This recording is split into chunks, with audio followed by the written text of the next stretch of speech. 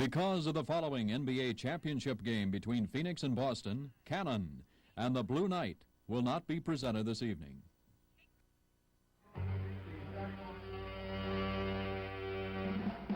It all began on a Sunday afternoon in the Boston Garden. JoJo White went on a tear for the Boston Celtics, poured in 12 straight points. They took a 1-0 lead on the Phoenix Suns for the NBA title. Game 2 was played on a Thursday night, and it was a withering attack in the third quarter that opened the game up as the Celtics won the first 2 at home. The scene then shifted down to Phoenix on a Sunday morning. It was tough. It was by far the most physical game of the series. A fight erupted in the second quarter between number 27, Kevin Stakem, and number 40, Ricky Sobers. Stakem of the Celtics and Sobers of the Suns both were tossed out after the incident. Then the Suns went up by 23. Celtics battled back, and it took a 33-point effort by Alvan Adams to pull the game out for Phoenix. And that sets the scene for Game 4 tonight in the Veterans Memorial Coliseum here in Phoenix, Arizona. It's Boston against Phoenix, and the Suns need another victory to tie it up. Good evening, everybody, and I think you can tell that the crowd here in Phoenix is ready for this NBA championship game. I'm Brent Musburger along with Rick Barry, and Rick, I have looked so forward to this game ever since the one ended on Sunday. Well, Brent, there's no doubt about it. It's a very crucial game for the Suns to try to get themselves back into the series. I know that the Boston Celtics feel that they can win this basketball game. They are going to have a commanding lead over the Phoenix Suns. And you talked about a physical game. The last ball game, this one is really going to be something. We can really look for tremendous intensity on the part of both basketball teams. All right, also working with us, Mindy Rudolph and Sonny Hill. Mindy has been in the Phoenix locker room, and he can tell us about the mood of the Suns. Mindy? It's June the 2nd here in Phoenix, but I'll tell you, it's like New Year's Eve. It's that kind of an atmosphere. And it's an atmosphere of like a crusade with the Phoenix ball club on my back, the Phoenix Suns, followed by their loyal fans who are on a crusade against the Boston Celtics, the bad guys. Contrary to a lot of opinions, Boston is not a rough club. They're not a dirty club. They're a hard-nosed, physical, aggressive club, and that's the kind of a basketball game that Phoenix is going to play tonight. They're going to play the same kind of a game that they played in the third game that beat Boston. So we can expect a nose-to-nose battle with the Phoenix Suns. We can expect a lot of rebounding, a lot of tough, rough, tumble basketball game. And now to Sonny Hill with more on the Boston story. Sonny? More on that big boot that you heard in the background there, Mindy. Talking to the Boston Celtics basketball players, you get the impression that they recognize how important this basketball game is. I spoke with Dave Cowens, Charlie Scott, and John Dohan Havlicek, and all of them agreed that they had to come out and establish the tempo of the game. Charlie Scott took it a step further and said they had to play the aggressive basketball that is noted for the Boston Celtics and not let the referees or the fans or anybody else take them away from that. Now let's go to Brent Musburger and Rick Barry. It's Sonny Hill, thank you very much. And we are set to go. And the second standing ovation for the Suns now taking place in the Veterans Memorial Coliseum. But look out, because as Rick Barry predicted, this could turn out to be a war as we check those starting lineups. It'll be Kaburski again for Heinz and Celtics. John Havlicek will come off the bench. Silas and Perry, the other forwards. Adams and Cowens, the centers. And then the guards, Westphal and White, and Sobers against Scott. Two things to look for. We can look for Dave Cowens trying to establish a game down low. He didn't do that in the last ball game. Also, Phoenix may send their forwards up the floor to relieve some of the pressure on the guards by setting backcourt picks. All right, Rick, Celtics with control. Silas gave it off, and JoJo White hits the first shot of this game. He was the first Celtic on the floor for practice, and for about 15 minutes, I don't think he missed a single shot. The Boston Celtics have come to play this basketball game. Perry is out away from the basket as Kaburski takes him. The rookie of the year, Alvan Adams, passing inside underneath, and we've got our first foul called by Manny Soko working with Don Murphy. Well, we, of course, have Charlie Scott once again getting into early foul trouble. Picks up the first foul with only 29 seconds gone in the ball game. Inbounds pass goes to Alvan Adams, who scored 33. Cowens says he's going to play some defense tonight. I'm going to make it. Perry on the turnaround for the baseline. In and out, and Alvan Adams with a second chance. Silas with control, and the Celtics with an early 2-point lead, put up there by a field goal by JoJo White. Silas over to Kaburski. Bad finger and all. Misses outside. You see Cowens pursue the ball against Adams, and Adams bounced it off in and out of bounds. There sure was a lot of contact in that play. Manny Sokol right on top of it. Didn't feel that a foul was justified. Mindy, what do you think of that one? No harm, no foul. Right, Rick. Adams back to help out as the Celtics go to their pressure defense. This is the 4th set of referees that we have had in this NBA championship series. Ricky Sobers, the rookie from Nevada and Las Vegas, going over to Alvan Adams, the other rookie from Oklahoma.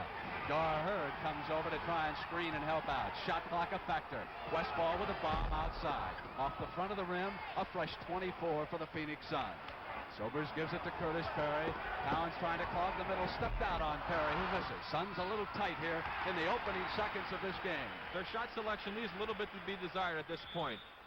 Gar Heard was coming baseline, but he was fouled by Paul Silas as he went up in the air. And Silas has picked up his first foul. 2 team fouls against the Celtics, none against the Suns. We've had only 1 field goal put up there by JoJo White. 10:29 left in the first quarter. Westphal, and JoJo comes with him from behind the Adams screen. Westphal tries to get inside, clogged up, and Silas with still another rebound. You can feel the crowd and the intensity of this game right off the top. Game 4, NBA championship. Here's Cowens, just what Rick Barry predicted. Going inside on Alvan Adams, trying to make him work. He hit the field goal, and he drew the first foul. There we take a look at the play. Charlie Scott getting the ball into Adams. Dave Cowens on a tough shot. He turned right into Alvan Adams. He's going to pick up an opportunity for a 3-point play. I would have thought that Dave would have spun back the opposite way. He had a lot more room there. If you missed Sunday's game, Cowens, who was hustling back for the steal, fouled out. And that's when Alvan Adams went crazy. Adams now giving the ball to Ricky Sobers. Charlie Scott is with him, and here's Westphal. Westphal's 44. White came over, and there was contact and a personal against JoJo White. Tommy Heinsohn yelling instruction to the Celtics, who have opened up a 5-0 lead. The Suns have not yet scored, but we've had 3 fouls against the Celtics and 1 against the Suns. Alvan Adams outside. Many of their shots off the mark and short. Perhaps the club's still a little tense. Kaburski was in on top of Perry, and it was offense as Perry swung around. Offensive foul that time is called. John McLeod showing a little concern of the inability of his team to put the ball in the basket in these early stages of this very important game for the Phoenix Suns. The guards have not shot particularly well in this series, with the exception of JoJo White, the only one over 40%. Silas outside from the perimeter off the iron, and Perry controls. Hits Garfield Heard and off his leg and out of bounds.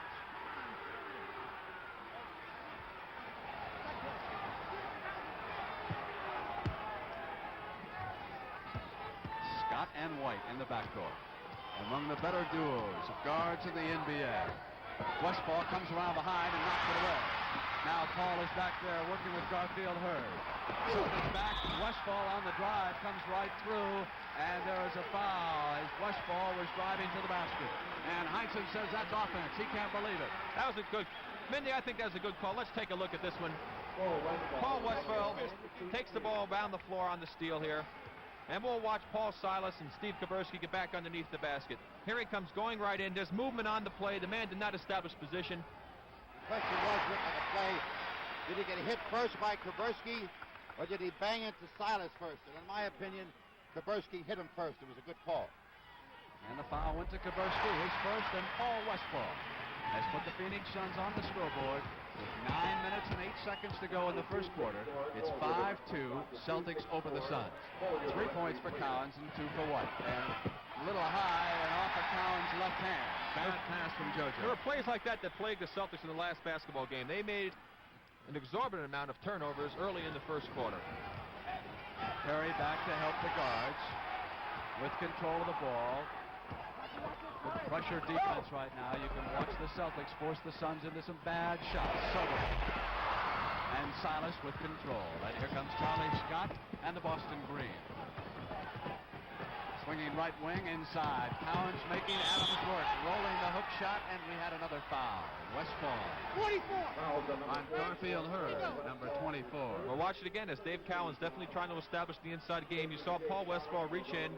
grabbed Dave Cowens on the arm, and he's going to the free throw line for the second time in this ball game. And Phoenix Suns, once again, that inability to put the ball in the basket, which hurt them so badly back in Boston, is plaguing them here on their own home court. They are shooting 0%. Pressure on the backcourt from the Celts. Adams down there to help out, and here comes their ball handler, Ricky Silvers, who was kicked out after engaging in a second quarter fight with Kevin Steakham in Game 3 on Sunday. Westphal pops out. Crowd wants a foul call. Westphal on a penetration, rolls the left-handed shot. Outlet from Cowens to JoJo White. Sobers and Heard are back. From the perimeter, White in and out, and Heard was there to rebound. You can just tell that the Celtics want this one in the worst way. Alvan Adams back now to Paul Westphal, left side. It's 7-4. Listen to the crowd here in Phoenix. You can't hear yourself think. Well, they were waiting 4 minutes for that shot to go in. 7:54. Silas right side. They give him the shot. He is not a good shooter. And there's a loose ball foul. It's on David Cowens. Right. And Hudson is going crazy over there. We've got a timeout called, and Tommy Hudson was pushed away by John Killalay. He's all over the officials. He can't believe the loose ball foul call against Dave Cowens. And his circle is just called a technical. So the Boston Celtics, with Coach Tommy Hudson doing the arguing, have just picked up a technical foul. Killalay pushing Hudson back toward the Celtic bench. Something, Mindy Rudolph, you said you were expecting here tonight. I expected Tommy to explode, and every time I look like Tommy Hudson, he reminds me of a pressure cooker whose safety valve is stuck and ready to explode at any time. Now the officials must keep the game under control in order to keep this thing in hand, because if they don't, they're going to have an awful lot of problems out here. We should see a lot of fouls called early.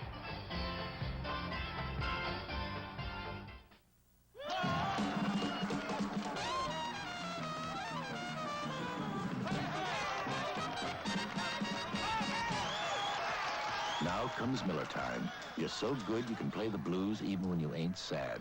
And now it's time to head for the best tasting beer you can find. Miller High Life, America's quality beer. If you've got the time, we've got the beer. Miller Beer. Well, hi there, little fellas. What you doing? Oh, I'm checking my new Johnson CB. You know, they're the folks that make my official radio. Oh, and now this here's your mic. Does it have automatic speech compression? A noise blanker? This here's your built-in Dual mic. crystal filtering? Automatic gain control? And this here's the dial. Of course, when you fellas are older, you'll understand all this technical stuff. Get yourself the professional CB. Johnson, the great American adventure. 10-4.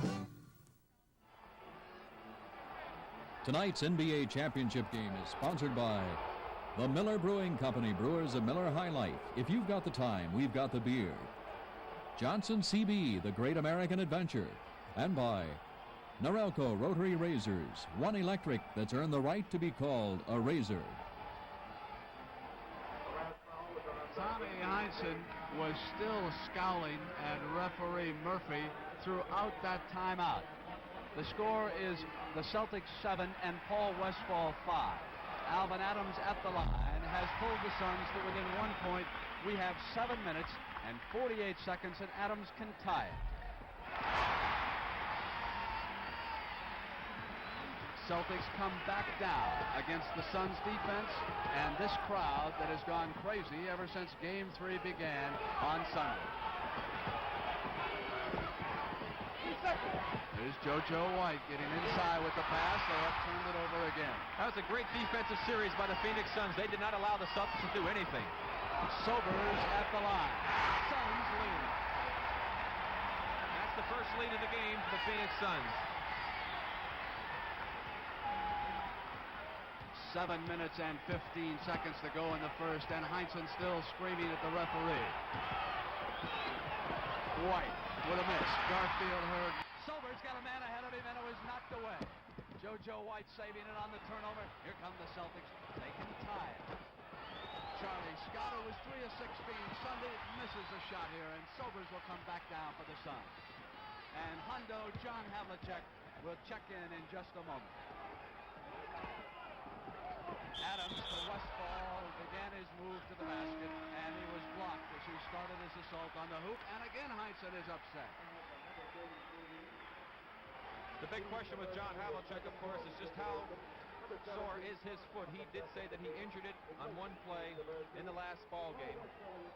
And of course, if he is not able to work at top efficiency, it will be a big factor in this basketball game. Steve Kaburski goes out, Rick, with the 2 fouls. Havlicek replaces him. So for the first time in this game, Heinsohn sends Havlicek out to play forward. You can expect John to be playing some guard before the game is over. It is 11-7. The Suns build a 4-point lead, and 6 minutes and 40 seconds to go as the Suns have reeled off 9 straight points. Scott on the go to Silas, who broke the late and beat his man. That is a classic backdoor play. It was Garfield Heard who jumped out trying to intercept, and Silas just took off for the basket. Offensive foul is the call, and it's against Ricky Sobers, number 40. Sobers' first foul. The Celtics are over the limit. 5 team fouls, only 2 against Phoenix. 6:16 to go in the first quarter. Heard backing off of Silas. The Suns use a zone principle defense. Cut off the passing lanes. From deep in the corner, Scott misses again. Alvan Adams, outlet pass, Curtis Perry, Hundo, John Havlicek came over, and a left hand on it, and knocked the ball out of bounds. You see John Havlicek anticipating perfectly, cutting off the angle on the play, getting over to knock the ball out of bounds. Rick, may I compliment our cameramen Sunday and here again tonight. They are capturing everything on those isolated replays. That time it was Havlicek. Sobers begins his move, cut off by Scott. Pull-off jumper. Well, he made that shot, but you notice he has difficulty dribbling the ball with his left hand. He almost lost control of that ball. It's 13-9, Game 4 NBA Championship. Scott's pass was picked off that time. Heard with the ball on the floor. Gar Heard with the jump shot. It's 15-9. It's 5:37. The Suns have put fire. A timeout. Listen to the crowd. They're going crazy here in Phoenix. Tommy Heinsohn going to send Kevin Stakem in a moment. He's going to shake his team up. How did Pinto get to be the best-selling wagon in the world? It was easy. Easy on the eyes. That's Pinto Wagon. Easy on gas. Easy to handle, too. Turns tighter than a VW Rabbit. Easy to load and roomy, too. And easy to buy. How did Pinto get to be the best-selling wagon in the world? It was easy. The closer you look, the better we look. At your local Ford dealer. This is a commercial for Goodrich Radial Tires. Now, I don't know anything about tires. I'm not a dummy, but a lot of people don't know about tires. You know that, I didn't know that tires wear out faster if they're constantly underinflated. Even these Goodrich Radials, that can cost you more than money. You know, what we don't know about tires can hurt us. So it's a good thing someone's telling you. You're welcome. Selling great tires isn't enough. B.F. Goodrich, the other guys. How many mornings a week do you start off like this? Gotcha! Time to change to a Norelco rotary razor. The rotary razor has 36 surgical steel rotary razor blades. 36, safely protected inside 3 floating heads. With 9 adjustable razor settings for a comfortable shave that's razor close, razor smooth. With no more gotcha! The revolutionary Norelco rotary razor. It's one razor that doesn't get you. And of course, there you see Dick Block, president of the Phoenix Suns, and he knows that his mom's watching, and he wanted to say hello to you this evening. And in that case, I'll say hello to my mother, too, right? All right, Rick. Mine, too. The last 2.5, and yours, too, Mandy. The last 2.5 minutes, Phoenix has outscored Boston 13-2. Kevin Stakem and White are the guards. White was shooting the shot and drew the foul. That foul will be on Ricky Sobers, his second personal foul. And of course, the Suns do not want to lose him because he is their primary ball handler against this pressure put on by the Celtics in the backcourt. And it has not been as intense as I had really anticipated, Brent. I'm quite surprised. Rick, Paul Westphal is the leading scorer with 7 points. Cowens tops Boston with 5. For JoJo White, that was his first point since he hit the first field goal. And the veteran Dick Van Arsdale checks in with Sobers going out with those 2 fouls. Brett and Rick, I think one of the reasons for the lack of pressure of Boston in the backcourt could be because of the early foul trouble, and they don't want to gamble possibly with backcourt fouls and are laying off just a little bit more than they anticipated. As soon as you say that, they're picking him up and pressing him in the backcourt. Never fails, right? Always happens. Westphal brings it up successfully for the Suns and uses the glass for his 8th and 9th points. It's 17-11. 5 minutes and 11 seconds to go in the first quarter of this NBA championship game on CBS. Havlicek was driving to the hoop that time, through the personal, and it was against Curtis Perry, number 18. Celtics trying to establish the inside game. Both JoJo White and John Havlicek on consecutive plays, taking the drive rather than the outside shot, which the Celtics have been relying on in the last few ball games. And they drew the second foul that time from Perry. Of course, the strategy there, Brent, being that if you can get inside a team's gut, as they say, that means inside that key area, you're going to have much better opportunity of beating a team. You're going to get better opportunities. You'll get to the line more often. Your shooting percentage will increase. Havlicek hits 1 of 2. Suns were not in the penalty. They will be with their next foul. It's 17-12. Westphal and Van Arsdale now in John McLeod's backcourt. Adams far out from the basket on the double team. It was Paul Silas who fouled Paul Westphal. His second. Celtics are already over the limit, so Westphal will have the penalty. The way he's been shooting, he probably will not need it. Keith Erickson will be checking in. This is exactly what we talked about, the situation with the Celtics putting the pressure on. You are susceptible to picking up early fouls, and of course, they don't have that depth of the bench. Tommy Heinsohn keeps reiterating that point. He doesn't feel that he can go deep on his bench, and he does not want his key people to get into foul trouble. And now Steve Kaversky's coming back in for the Celtics. Paul Silas will take a break. So for the Celtics, it'll be Stakem and White in the backcourt, and up front, Havlicek, Kaversky, and Cowens. Everybody, as far as the Phoenix Suns are concerned, are really looking for Keith Erickson to break out of his horrendous shooting slump that he's been in. He was such an instrumental factor in their 2 series wins prior to this one. 4:43 to go in the first quarter. Erickson was yelling, and that time they got the foul. Keith Erickson, who has been in foul trouble throughout this series. As Rick Barry pointed out, he has shot poorly, and he has also picked up quick personals. It has been a frustrating 3 games so far for Keith Erickson. Game 5, don't forget, Friday night on CBS, 9 p.m. Eastern Time from the Boston Garden. Havlicek hits his free throws. It's 19-14, 4:40 to go. Westphal.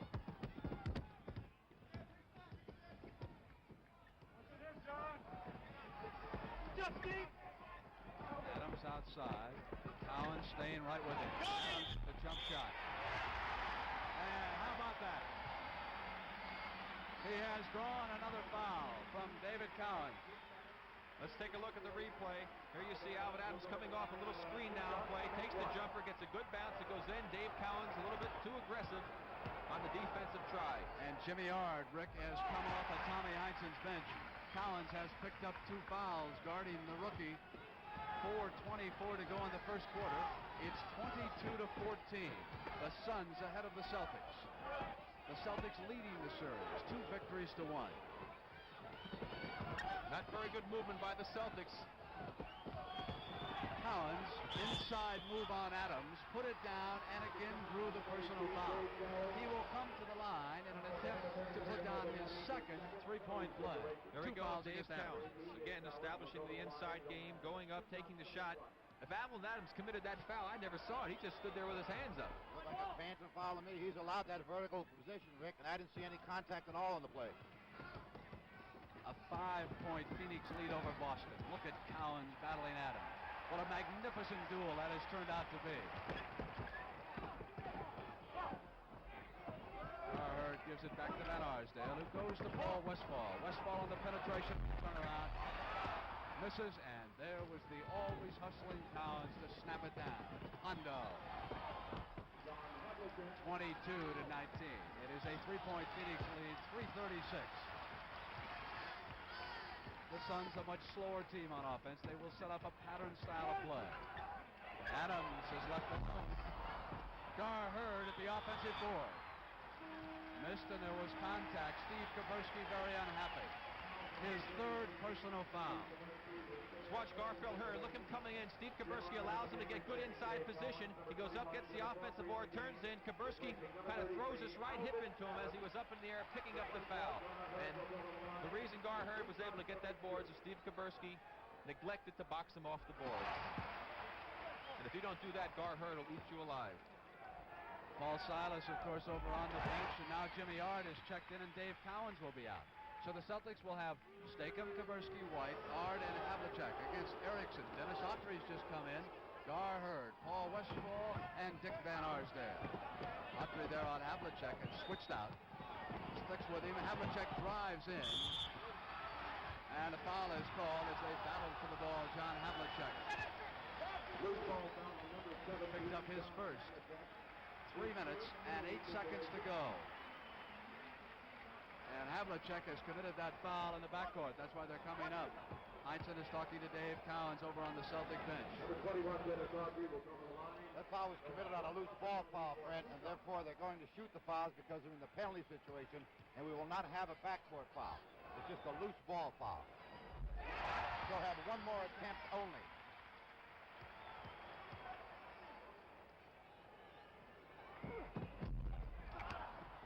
Ard snaps it down.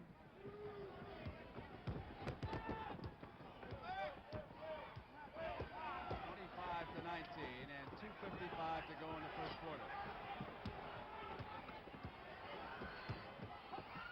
JoJo White. The Celtics pull to within 2 field goals. That's what you call doing it on individual effort right there. That time it was in the backcourt. Kevin Stakem was on Paul Westphal. Looks to me, Mendy, like there's going to be no way that Don Murphy and Manny Soko are going to allow this game to get out of hand. No way. I said that earlier, Rick. They're going to call a lot of fouls very early in the game to establish the oft-used word tempo. They do not want this game to get out of hand. Brent, we talk about the Phoenix fans here and how vociferous they are. Let's not forget the folks back in Boston. Those people are pretty vocal back there also, and they're going to really be up for Friday night's ball game. Those folks in Boston will never let you forget about them. 2:39, it's 27-21. Suns ahead, and it was contact away from the ball. Dennis Autry holding Jimmy Ard as he made a cut through the key area. You take a look at the play. Now watch Autry, number 21. There's Ard going. Seeing with the hand out, doing a little bit of holding as he's starting to go, and that, as they say, is a no-no.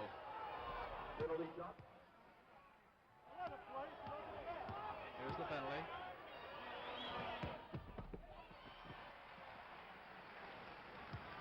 Suns come back to work, leading by 5 points and 2 minutes and 29 seconds to go in the first quarter.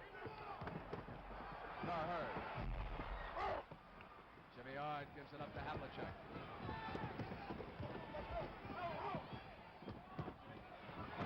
Jimmy Ard. Once again, Jim Ard giving the Boston Celtics a big lift. The big fellow on the bench, Dave Cowens, in foul trouble. Charlie Scott was moving in on Dick Van Arsdale, and he fouled him. That is the second personal against Scott. Let's watch Jimmy Ard in the last play. John Havlicek passes the ball to him, makes a dribble going to his left, spins back, makes a little contact with Dennis Autry, still puts the ball in the basket.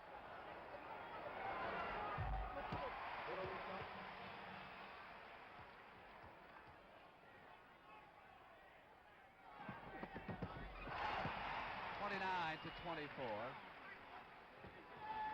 and 2:06 to go. Friday night, more NBA basketball on CBS. Then Saturday, it's the Belmont as Scott began an assault on the hoop and put it down. That play was made possible because Keith Erickson lost total contact with the basketball. He had no idea where it was, and if he had seen it, he would be able to turn around and at least make an effort to stop that play. It's a 3-point Phoenix lead. Off the Garfield Heard, and again we've got a foul. Kevin Stakem. Let's watch the last basket. Now watch Van Arsdale gives a little fake, falls down. Charlie goes in. Now look at Keith Erickson right there as Charlie drove in. Keith Erickson had his head turned to the basketball and had no idea where it was. And he would have been able to possibly prevent Charlie Scott from having such an easy opportunity. The last 9 points, Brent, by the Phoenix Suns have been scored on the free throw line. Make it 10. 31 to 26. Phoenix over Boston. 1:35 to go in the first quarter. The Coliseum in Phoenix. Game 4 of the NBA championship. Again, it was Scott who penetrated. Second chance back to Jimmy Ard, who put it down. So Scott's ability to get inside that lane area the last two trips down the court have helped out tremendous. And there's a reminder about Super Joe Einhorn and the Sports Spectacular coming up along with the Belmont Saturday. Van Arsdale. Controlled by Garfield Heard. The Suns will get a second chance. McLeod signals the play. Erickson. And the ball still will not drop for the veteran. Havlicek right back down with a missed shot. And Garfield Heard with control for the Suns. We are inside of a minute. 45 seconds to go. It's 31 to 28. 21! Dennis Autry with an elbow. Call for the offensive foul. The second personal against Autry. The Celtics will probably try and get the ball up the floor quickly with 40 seconds remaining. And take a quick shot. This way they can get 2 shots to 1 for Phoenix. Scott was driving on Van Arsdale. And a foul is against Dick. Charlie, John McLeod, Al Bianchi, and Ricky Sobers in your screen right now.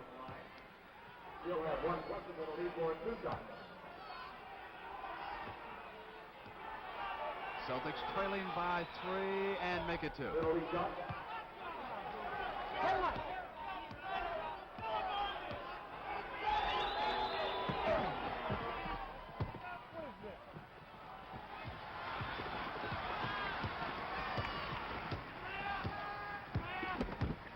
Gar Heard was out to pick for Paul Westphal.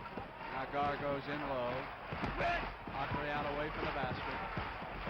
Heard turn around left line and it goes down 33-30. Last 15 seconds, the Celtics will play for 1 shot.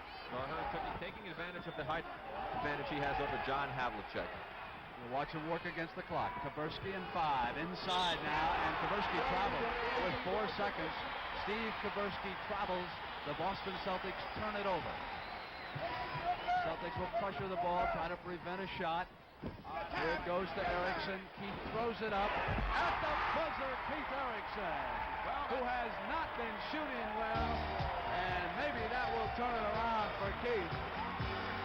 That's what he does so well. Brady did it against us and he killed us. There's the shot. Watch it go.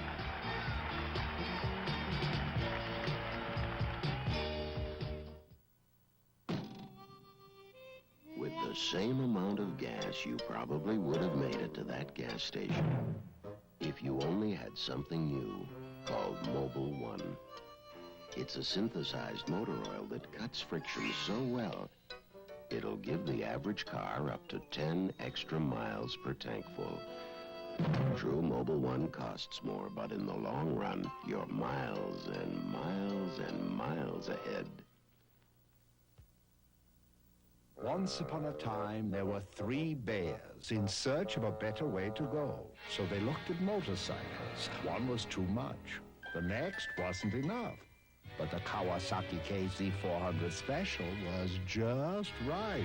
At only $9.95, they could barely believe it. And they all rode happily ever after. Kawasaki lets the good times roll. Only $9.95? Check that. The NBA championship on CBS will continue after this word from your local station. Rona Barrett visits with 4 male superstars tomorrow. Due to mature theme, viewer discretion advised. This is CBS.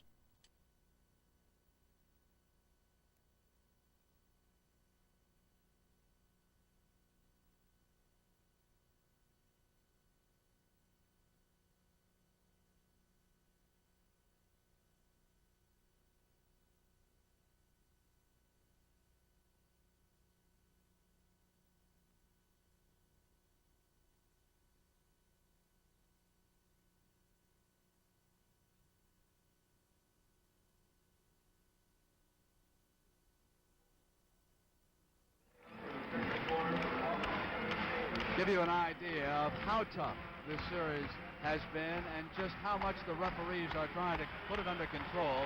There were 11 fouls called on Phoenix, 13 on Boston. And Rick and Mindy, you think that might be a playoff record for a first quarter? I'd like to look in the book that we're going to do that, Brent. That's an awful lot of fouls in one quarter. We may sometimes not even have that in a whole half or maybe three quarters. Right, Rick? That's exactly right, Mindy. And, of course, Phoenix went before Keith Ericsson's last field goal at the buzzer, went approximately 4 minutes without scoring a field goal. They got them all on the free throw line. Ricky Sobers has checked back in. Wearing number 40, he brought the ball up. He has it now against Kevin Stakem. Stakem and Scott are in Tommy Heitz's backcourt. And Erickson, who hit one at the buzzer, tried to draw the foul as he went down from Steve Kaversky, and there was no foul called on that play. It's 35-30. Phoenix over Boston. Game 4 of the NBA championship with the Celtics ahead of the Suns 2-1. So far it's been a home court series. Charlie Scott went inside and had his shot blocked. And Kaversky had it knocked away and out of bounds. Clock is held up, and we're going to have 10 seconds put on that shot clock. Charlie Scott, who has been penetrating here in the last couple of minutes, got inside and missed, and Kaversky gives it up to Havlicek. Over to Scott. Erickson puts it down, and here come the Suns leading by 5. Well, of course, they're giving the extra opportunities to the Celtics, and that could wind up haunting them. They were fortunate that the Celtics didn't score that time.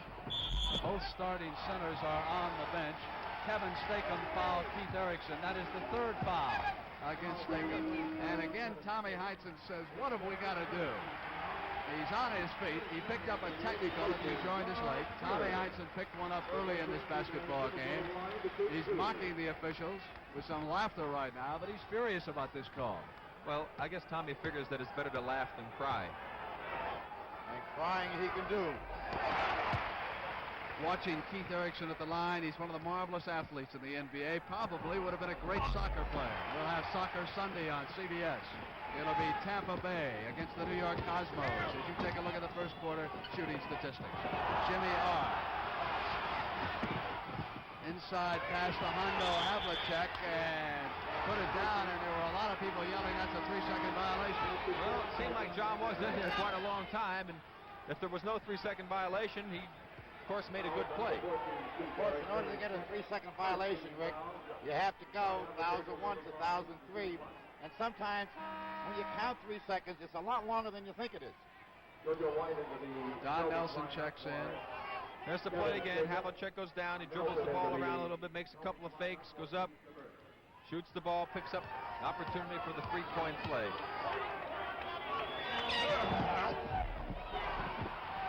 JoJo White, who just come back in, was the one who saved it, and the pass back toward White was picked off by Dick Van Arsdale, who was standing right in the passing lane. Sobers gives it up to Curtis Perry, who after faking hard came up with a missed shot. It's 37-32. Suns over the Celtics by 5. Nelson. Battle with Jimmy Ard going high up in the air, and a loose ball foul is called. Ricky Sobers picking up his third personal foul.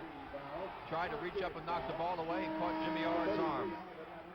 Alvan Adams comes back off of John McLeod's bench, and Dennis Autry goes out. One thing about Dave Cowens being on the bench, he's getting a lot of rest over there. And he, of course, has played a lot of minutes. And the Celtics are still right in the thick of this ball game with Cowens on the bench. Ard and Erickson were battling for position. And Keith has been assessed with that personal. Mindy, let's take a look at this play right here. Here you go. Keith Erickson trying to battle for position. Jim Ard trying to battle also. It's like a give-and-take situation. How do you know who to call a foul on there? The play on that, Rick, is to call it very early. You've got to give the offensive man his position if he's there first. And I think if he'd have called the foul earlier on Erickson, the bumping and the contact you saw would not have occurred. Nate Hawthorne in for Phoenix. Havlicek with an offensive rebound puts it back down. It's 37-34. A 3-point Phoenix lead. 10:04 to go in the second quarter. Westphal gives it up to Charlie Scott, and I should say Van Arsdale gives it up to Charlie Scott, and then Van Arsdale fouled him, and that is how many fouls against Van Arsdale?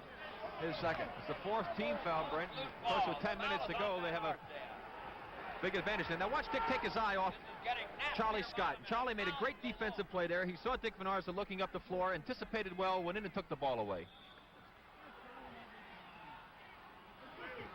There again, John Havlicek making a move, trying to go to the basket. Evidently his foot must not be bothering too much because he's doing a lot of movement, a lot of driving to the basket, more so than he's done in the 3 previous games.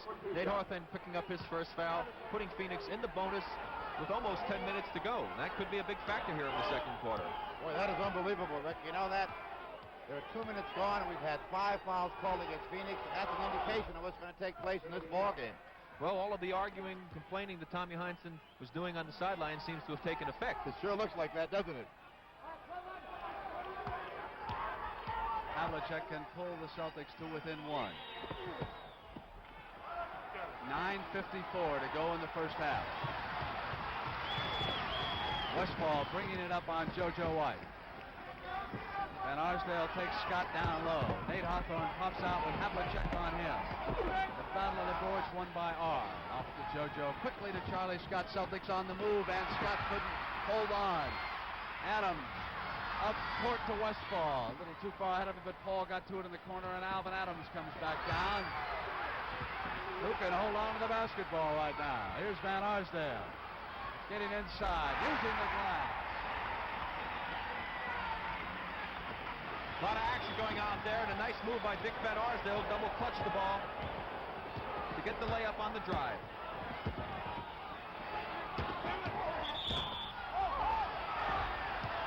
That's a good call by Manny Salko-Brett. Jimmy Arga called for an offensive screen.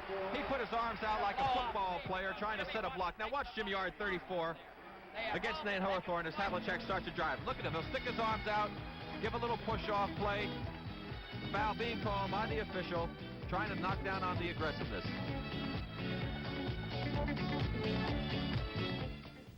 Do you know that one of the most common breakdowns a driver can have may also be one of the most dangerous? It's a flat tire. Every year, people are killed and injured while trying to change one. So if you have a flat and can't get well off the road, turn your flashers on and keep driving. Your tire can be replaced. You can. You'll find more answers about car breakdowns in the Breakdown Book, free from your participating Shell dealer. Come to Shell for answers. You fly a lot closer to the crops than to the clouds. But when those last acres are dusted, you know it's Miller time.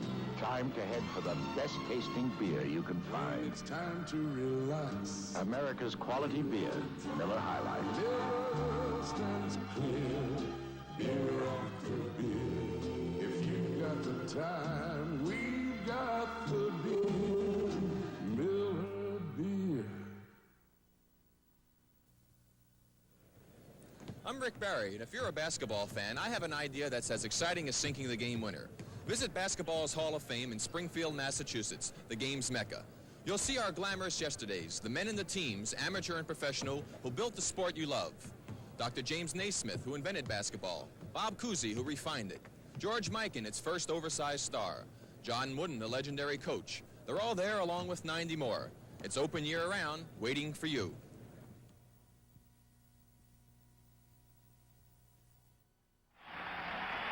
On Friday night, the scene shifts to the Boston Garden. 9 p.m. Eastern Time. 5th game of the NBA Championship.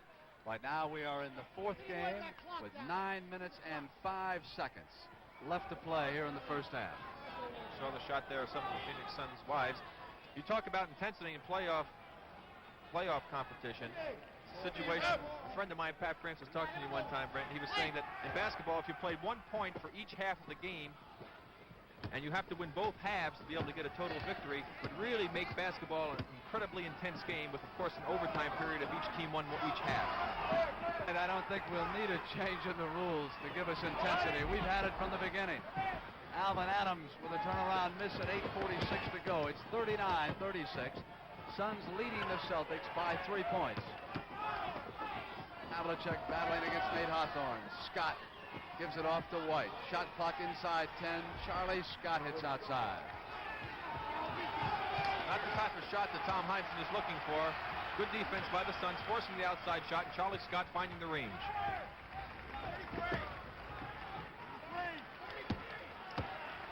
A 1-point Suns lead. The patient Phoenix attack takes the shot clock down before Westphal puts it in. 41-38. 8:05. JoJo White gives it up to Havlicek. Nate Hawthorne to Van Arsdale. 7 minutes and 50 seconds to go. Westphal again outside. Paul Westphal with the hot hand again here in the second quarter. He was the man that gave the Phoenix Suns life early in the ball game. He has scored 17 of Phoenix's 43 points. 7:41 to go in the first half. And a great defensive play by Van Arsdale. Just jumped right into the passing lane. Super play, Brent. Perry was reaching for that ball and battling against Don Nelson, and it went out of bounds. Paul Silas, Dave Cowens, and Glenn McDonald will be checking in for the Celtics. Tommy Heinsohn sends in 2 starters and a substitute who has not played in this game. Jimmy Ard, John Havlicek, and Don Nelson will go out. Cowens had a long rest, Rick. Do you think that back has been bothering even more than it was during the regular season? That could be. We'll try and find that out at halftime. Westphal up to Van Arsdale, maneuvering underneath the basket, and it is Cowens who comes off the bench and right away yanks down a rebound. Cowens with 2 personal fouls. Off of Silas's hands and out of bounds. Once again, the sloppiness of the Boston Celtics costing them an opportunity for an easy try at the basket. They've got to be a little more cautious with the basketball. Of course, that's tough to do when you're running. Hawthorne got inside. Underhand scoop miss. Nate Hawthorne will check in for Phoenix. McDonald over Van Arsdale. Batted back by Adams to Westphal. 2-on-2. Now 3-on-3, and there's Cowens. Westphal's turnaround miss. And as they went back up for the rebound, loose ball foul. Nate Hawthorne picked up that foul, and he has a tendency to do that. He's an incredible leaper, and he really likes to get a running start on those offensive boards, and consequently, he picks up a lot of fouls that way, going over people's backs. And Rick, that time, he picked up his second foul.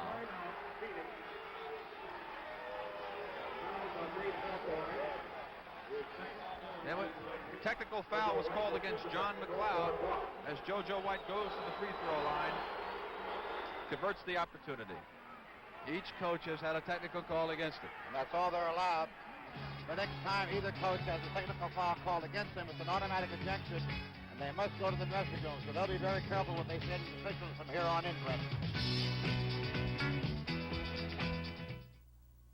Welcome to the friendly skies, Mr. Wise. Get your ticket quick, Mr. DeWitt. We got space to spare, Mr. Sinclair, on our wide body plane. We'll get you a car, Miss Lamar, a fine hotel, Mr. Bell. At United Airlines, we've got umpteen ways to make a friend out of you. Call us or your travel agent and get on the plane, Mr. Fontaine. The friendly skies of your land, United Airlines. This is the end, no more. I brought Reunite. Reunite won't work this time. Reunite's won 6 gold medals. Here's gold for you. Oh, come on, darling. Reunite has wet the lips of some of the world's greatest lovers. It's delicious, like amore. Amore. Red for you, white for me, and rosé for a little later. Where it ends up is up to you. You are watching 2 automatic typewriters in action. One is the best known. The other has just been introduced. The new one can automatically type in both directions at the rate of up to 350 words per minute. The automatic typewriter that's twice as fast is made by Xerox. That's right, Xerox.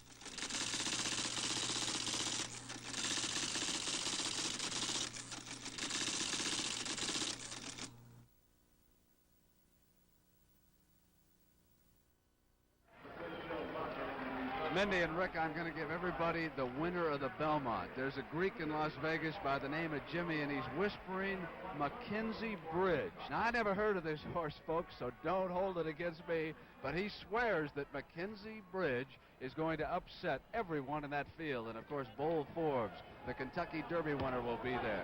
Majestic Light, the son of Majestic Prince, a former Kentucky Derby winner, also in that field. Saturday afternoon on CBS. Every time I hear of a name like Majestic Bridge, Brent.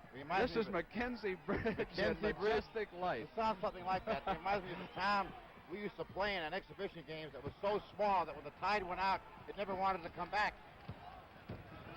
Oh, boy. I was waiting for the rest of that, Mendy, but that's all right. 6 minutes and 40 seconds to go in the first half. Lumpkin is passing toward Adams, and Cowens got his hand on it. 43-41. Phoenix over Boston by a field goal right now. Let's set the lineups here for Phoenix. We got Westphal and Lumpkin in the backcourt. Adams the center. Perry and Heard are the forwards. For the Celtics, Scott and White are the guards. Cowens the center. Silas and Glenn McDonald are working at forwards. McDonald, giving away a couple of inches, must take 30. Alvan Adams with an outside touch. He had 33 on Sunday. It's a 4-point Phoenix lead right now over Boston. 6:20 to go. Boston's not trying to capitalize on their foul situation. Phoenix has 5 fouls. They have not tried to post anybody down low. They've gotten good penetration, but they've stuck with the outside shooting. Shot clock becomes a factor. Scott will hurry, and he does. It was Cowens at the offensive board who tapped it down. 45-43. Excuse me, Dave Cowens established super inside position that time. Alvan Adams was fronting a little bit, and Dave took advantage of it. We're going to show that a little bit later when we get spare moment. Westphal comes to the left baseline. White came up on him, no foul. Perry was dueling, and McDonald picked him off. Let's watch the play. Dave Cowens' last tap in. You'll see Alvan Adams try to come up in front of him. Now watch how smartly Dave holds him off and keeps him out. He establishes position, releases, goes to the basket. The ball comes off, and he has the inside position. And you cannot give a man like Dave Cowens inside position. But of course, Alvan Adams was not able to recover after he was fronting, and he should have hopefully maybe gotten a little weak side help from one of the forwards. Curtis Perry grew up playing basketball in the Washington, D.C. area. A lot of fine basketball players out of there. Havlicek and Staken will be checking back in for Boston at halftime. Red are back on round ball. I'll have a report on the coaching situation in Los Angeles. JoJo White to the free throw line. Paul Silas going back up so Cowens and Silas control the offensive boards. Celtics within 2. It's 47-45. The Lumpkin signals the play. Adams with Cowens watching him ever so closely. Fresh respect for the Rookie of the Year. And it was Glenn McDonald on the steal. Gets past Lumpkin. Brings it down and gives it up to White. Scott the trailing man on that penetration. He is coming inside, and they are drawing fouls as they come down that lane. Getting super penetration here in the second quarter, creating numerous opportunities for themselves, whether it be driving all the way in or pitching out for the outside shots. John Havlicek back into the ball game. It was one of those shots that we talked about. It was a bailout shot. Charlie Scott had committed himself. He had taken the shot. Good defense. It was an air ball, and he was fouled after the shot. We're also going to take a look at one of the top players coming out of the college ranks this year at halftime here on CBS. There are about 12 outstanding prospects, and Garfield Heard has given up the ball on the inbounds pass. With the game tied, JoJo White puts the Celtics ahead. A key mistake right here. Inside of 5 minutes to go in the first half. Pressure by the Celtics. Scott and White over on Phil Lumpkin, who beats it by himself. Gets past Hondo John Havlicek, still doesn't give it up. And finally White stepped back on Adams, so Lumpkin was dominating. One-on-one, and Havlicek comes right back. And Charlie Scott at the offensive board, and Alvan Adams takes it away. Tyson can't believe. He thinks a foul should have been called. 4:32. 49-47, and John McLeod is up. Paul Westphal. It's tied at 49. Paul Westphal should be getting the ball into his hands a lot more often. He has got the hot hand, and he is not getting the ball enough. They should set some more screens and picks and get him ready to shoot the ball. Inside to White. Celtics definitely trying to penetrate every time they get their hands on the ball right now. 51-49. Celtics leading the Suns by 2. Down toward the 4-minute mark of the first half. Havlicek checking over his left shoulder. Westphal now does touch the ball with 10 seconds on the shot clock. Gives it to Garfield Heard. At a high arching jump shot goes down. Tied at 51 and 3:46 to go in the first half. Havlicek gets past Westphal. Perry is there. Cross to JoJo White. Crowd wanted traveling call. They're on their feet and screaming at Murphy. Cowens with a jump shot. Celtics lead it by 2. Not that traveling, Brent. You really can't have a traveling call if you don't have control of the ball. On that particular play, there was no control. Heinsohn signaling for Scott to pressure Lumpkin. Lumpkin on the dribble, gives it up to JoJo White. He's definitely dribbling too much. He's got to pass it to someone. Exactly, Brent. Here is Charlie Scott from the left corner, and Scott has given the Celtics a 4-point lead. Now Westphal with control, and the crowd is yelling to John McLeod to get Lumpkin out of there. We come down to 3 minutes, and here's Alvan Adams. Waits for Perry, and JoJo White fouled it. Dick Van Arsdale checking into the game, and Phil Lumpkin going over toward the sideline. He'll sit down. Al Bianchi is screaming at Manny Sokol from the Suns bench. It's 55-51 and 2:55 to go in the first half.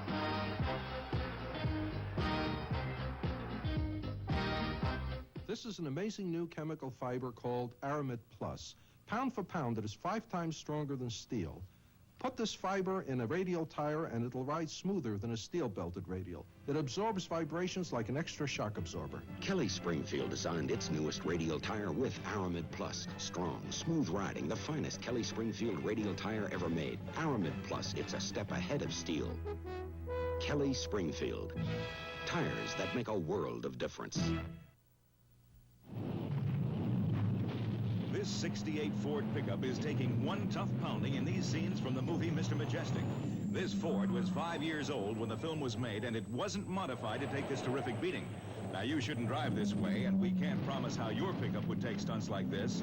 But if you want a tough-built pickup, that's Ford. 93 out of 100 of all Ford trucks registered over the last 12 years are still on the job. So get the one that's built Ford Tough.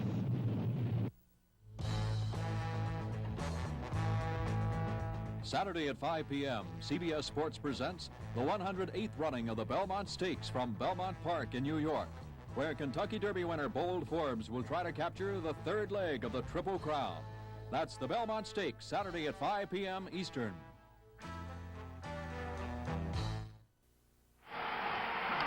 From Phoenix, Arizona, this is Brent Musburger along with Rick Berry and Mendy Rudolph. And Mendy, just as Rick pointed out, Paul Westphal with those 19 points, they've got to get back to him. It's 55-51, Boston leading Phoenix. Phoenix Suns being bothered a little bit by the pressure of the Boston Celtics. And Arsdale and White, and the Suns turn it over immediately with 2 minutes and 50 seconds to go, and JoJo White from the perimeter trying to give the Celtics a 6-point lead. It was Cowens and Adams battling for the ball, and Cowens is furious with this call of a loose ball foul. He's over on Murphy right now. That's his third personal foul. Watch Dave Cowens going in. Looks like he gave a little bump there. He bodies Alvan Adams right there. He's still not called for the foul. Now he's called for the foul, jumping over the back, going for it. He fouled him at least 3 times that time. I saw 2 for sure, Rick. 3 fouls on Cowens, 2:35 to go in the first half. Adams with Scott had switched off on him, and Alvan went right over the top. And Jimmy Art's going to check back in this basketball game. It's 55-53. And Dave Cowens suddenly becomes the big story of this series. Here is Charlie Scott up against Bill Lumpkin. Alvan Adams takes it down and gives it up. And Cowens is still upset. Lumpkin across the line. Stakem will come back in with odds. Celtics have gotten just a little bit rattled here. Unusual. They were ahead.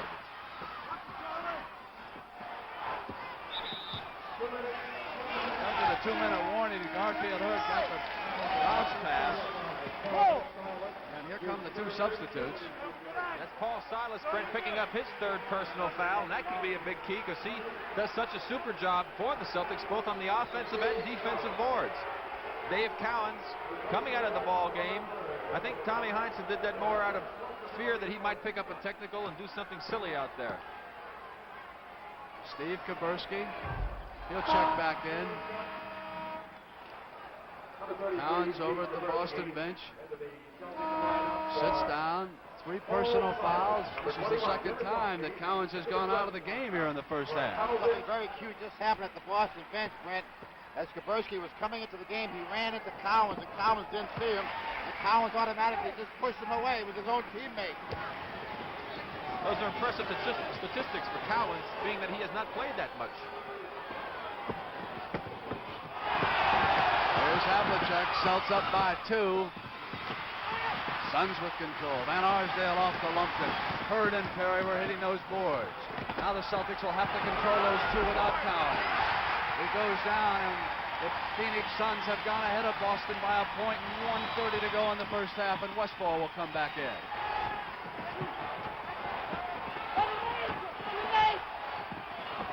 Havlicek to Kevin Stakem from the free throw line, and Boston regains it, 57-56. White picks up Lumpkin. Stakem is over on Van Arsdale. Ard dueling Autry. John McLeod giving Alvan Adams another rest. Heard up with that shot. And it is Phoenix up by one as we seesaw. Down to 1 minute to go in the first half. This game is as close as was advertised. Phoenix favored, but ever so slightly. JoJo off to Kaburski, got away from him, and JoJo White regains control. And here's Havlicek. Kevin Stakem with about 2 seconds on the shot clock hit iron. Lumpkin checking right and left, gives it up to Van Arsdale. And Kevin Stakem was over there pushing on Van Arsdale. That was Jimmy And Ard. Jimmy Ard was there too. He got called with the foul. He picks up the foul. He tried to pick him up as he made the move. Let's watch him. Pass the ball over. Dick Van Arsdale makes the fake going. You can't see his hand, but Jim Ard had his hand right in Dick Van Arsdale's back, Mindy. Dick, that was the play that we were talking about at poolside today. And we were talking about it, how important it is to keep the hands off of players because it puts them at such a great disadvantage. You particularly never liked hands at all, did you? Well, I don't think that's the way defense is meant to be played. I think if you use your quickness and your hands and play position, then you can do an effective job defensively. The last 20 seconds of the first half.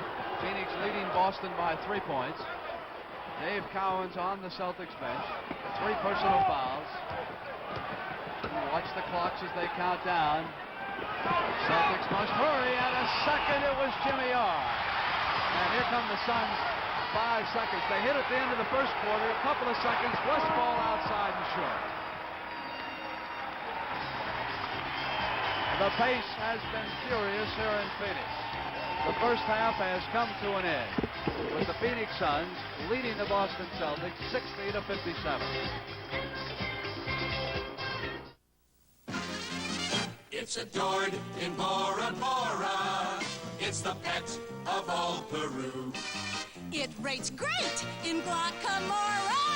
It's the toast of Timbuktu.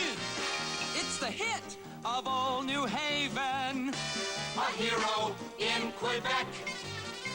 The whole world loves world money. Bank America Travelers Checks.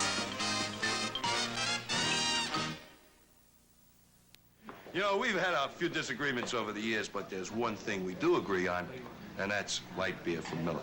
Light is 1/3 less calories than their regular beer. But the best part is that it tastes so great. The best part is it's less filling. Nah, it tastes great. Less filling. Tastes great. Less filling. Less filling. You know even less about beer than basketball. That's it, Heinsohn. You're out of the bar. Light beer from Miller. Everything you always wanted in a beer, and less. Red Auerbach on Round Ball.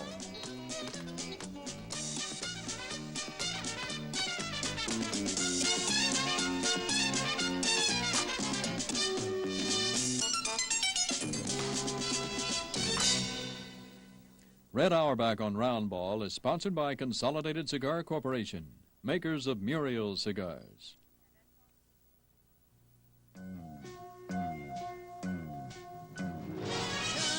Bright lights and turn off the gloom. Great tasting Muriel will light up the room. Light up a Muriel and light up your life. Let in the sunshine wherever you are. Reach for a Muriel, it's one great cigar. Light up a Muriel and light up your life.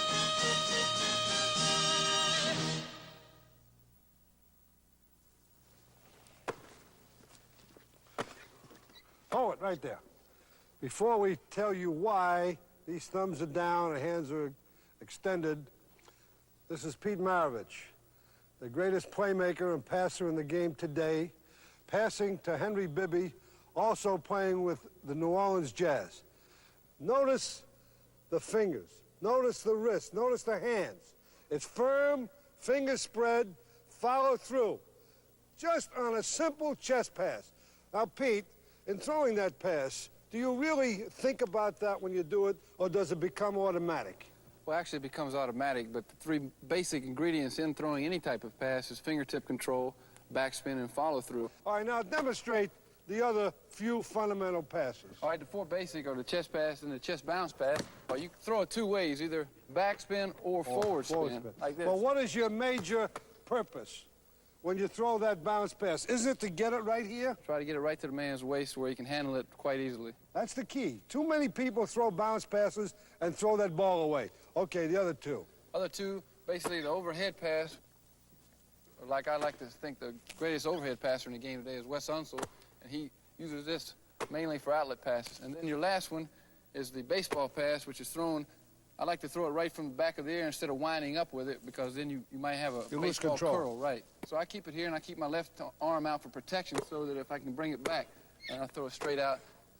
We're going to show you some of these passes and some extra passes while these men are in motion. Now, Pete, show them some of those. Okay, basically going down on a break situation, I'll show the first one is a between the legs pass, which I like to call deceptive passing instead of always telegraphing your passes. If you're standing right there on a 2-on-1 situation, I'm coming down, I'll try to throw a pass in this nature and throw my hand out, extend it like this, which I know you do not like. You know why I don't like it? Because too many people do it and don't do it successfully. Pete, let me see another one. Well, I'd like to call this what I call my wrist pass, and this is a very... Watch this one. I saw that. Why, you won't believe it. Watch this one. Very deceptive pass. Usually on a 3-on-1 situation, you start out throwing the ball in this direction like you're going to throw it out to this man coming in, and actually what happens is it goes the other way. So it's a very good deceptive pass. Don't try it. Don't try it. It's very tough on your elbows. It's ridiculous. It's ridiculous. He could do it, and the players playing with him better know that it's coming, because I always felt this. What good is a great pass, no matter how good it looks, if his own teammates don't know it's coming? Now, Pete, what about passing from the move? You know, on the dribble. All right, passing on the move. Again, you got basically different type passes. You got your basic bounce pass coming in like this in this situation, or you might want to come down and throw behind the back. Bounce pass, the same direction. All right, now pass in the air. Passing in the air, as you mentioned, Coach, is very dangerous because a lot of times guys commit themselves. Most of the times what I like to do is coming off a pick situation where our center rolls, or coming down on a break where you can go up, put a shot or pass to a guy if he comes out. Remember, the way the rules of basketball are, once he is in the air, he only can do two things, pass or shoot. He cannot come down.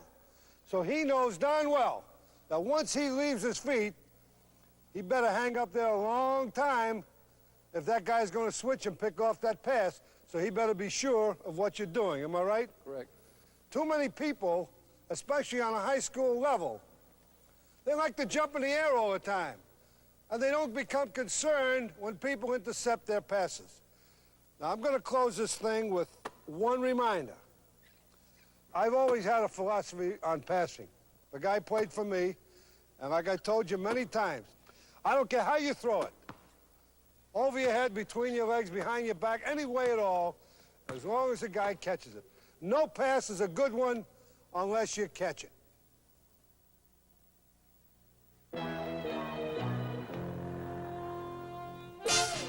Turn on the bright lights and turn off the gloom. Great tasting Uriel will light up the room. Light up the Uriel and light up your life. Get in the sunshine wherever you are. Reach for a Uriel, it's one great cigar. Light up the Uriel and light up your life. Red Auerbach on Roundball has been sponsored by Consolidated Cigar Corporation, makers of Muriel cigars.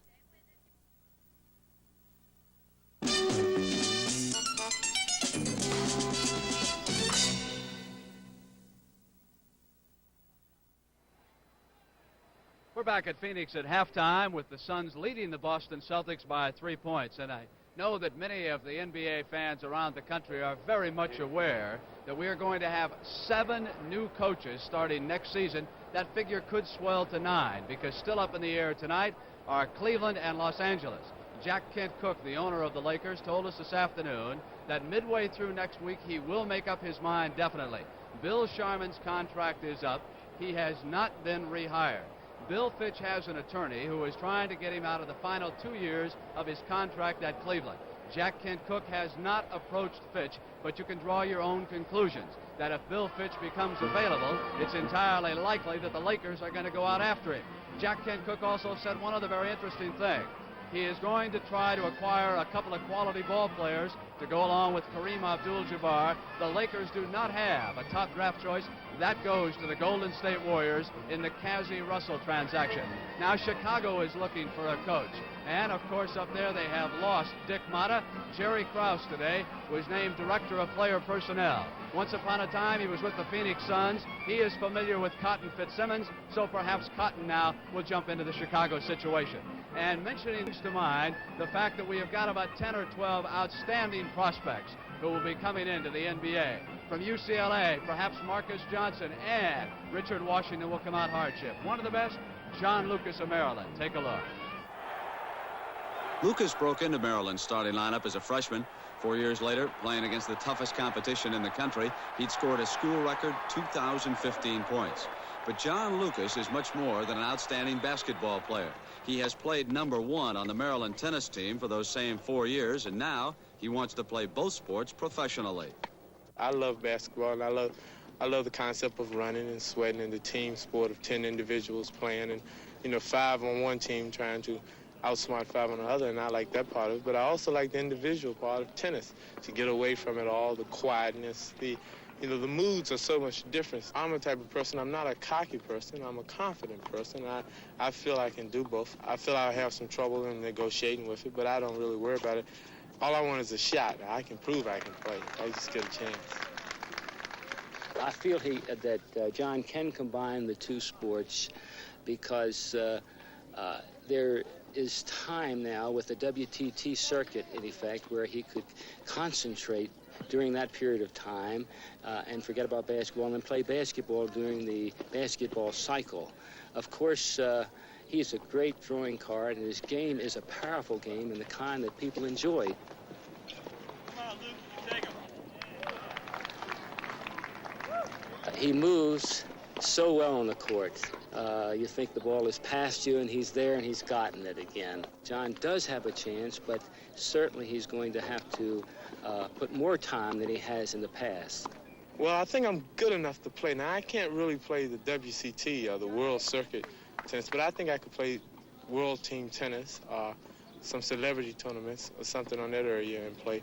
But I would like to do it because I think that I could be just as good in tennis as I am in basketball. Tennis complements my basketball footwork and anticipation. It's just that never say die mood that you're developed in basketball, because anything is possible in a basketball game. It carries over with me in tennis. I know a lot of times I'm down 2 or 3 sets, and I just try to hold my concentration. And I said, well, you've had to make free throw shots with 14,000 people sitting there. Well, if you can't hit a serve in with 400 or 500 people, then, you really shouldn't be in sports, because that's very competitive. I like to play both, maybe 10 years, and then let it go and run for president. The way Lucas is going, he might make it. But being president might not be as tough as playing 2 sports professionally. Dave DeBusschere comes to mind. He finally had to choose between baseball and basketball. But John Lucas is a confident young man. The NBA championship on CBS will continue after this word from your local station. Gene Stapleton heads the guest list when Dinah Shore opens her delightful new series Saturday at 10, 9 Central on CBS.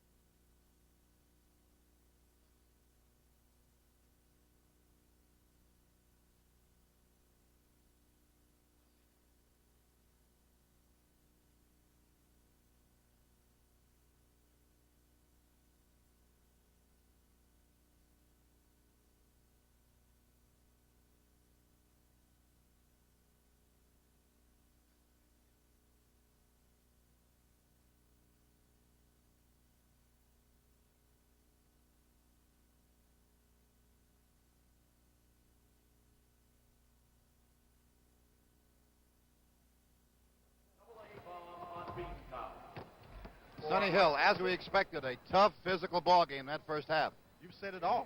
In fact, it was so tough that we had a record number of fouls. I'm quite sure was called in both first and the second quarter of the ball game. The Phoenix Suns shot, I have it right here, 26 of 28 from the foul line. The Boston Celtics 19 for 22.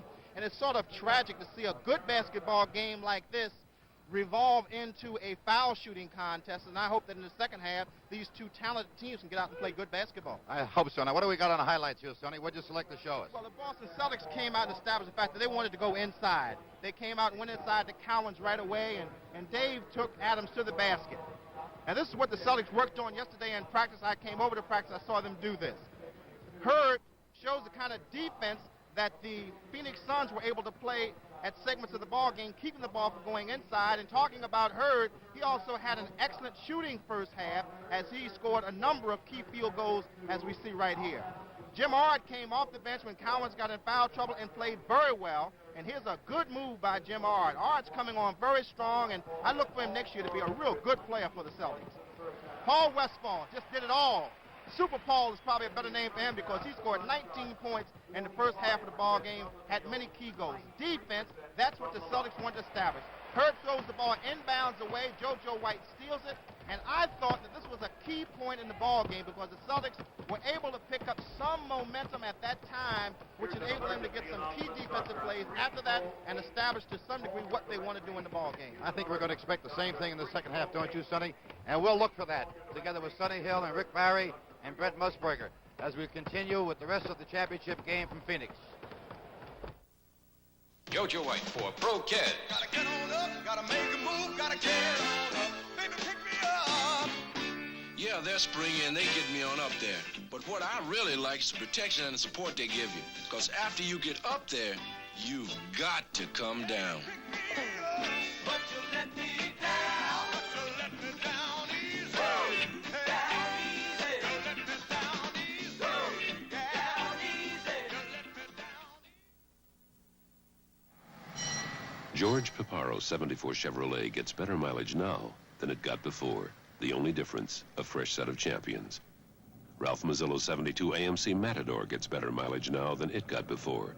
The only difference, a fresh set of champions. No matter what you drive, a fresh set of Champion spark plugs alone can help mileage and performance. Which side is your car on? Get better mileage. Fill her up with Champions.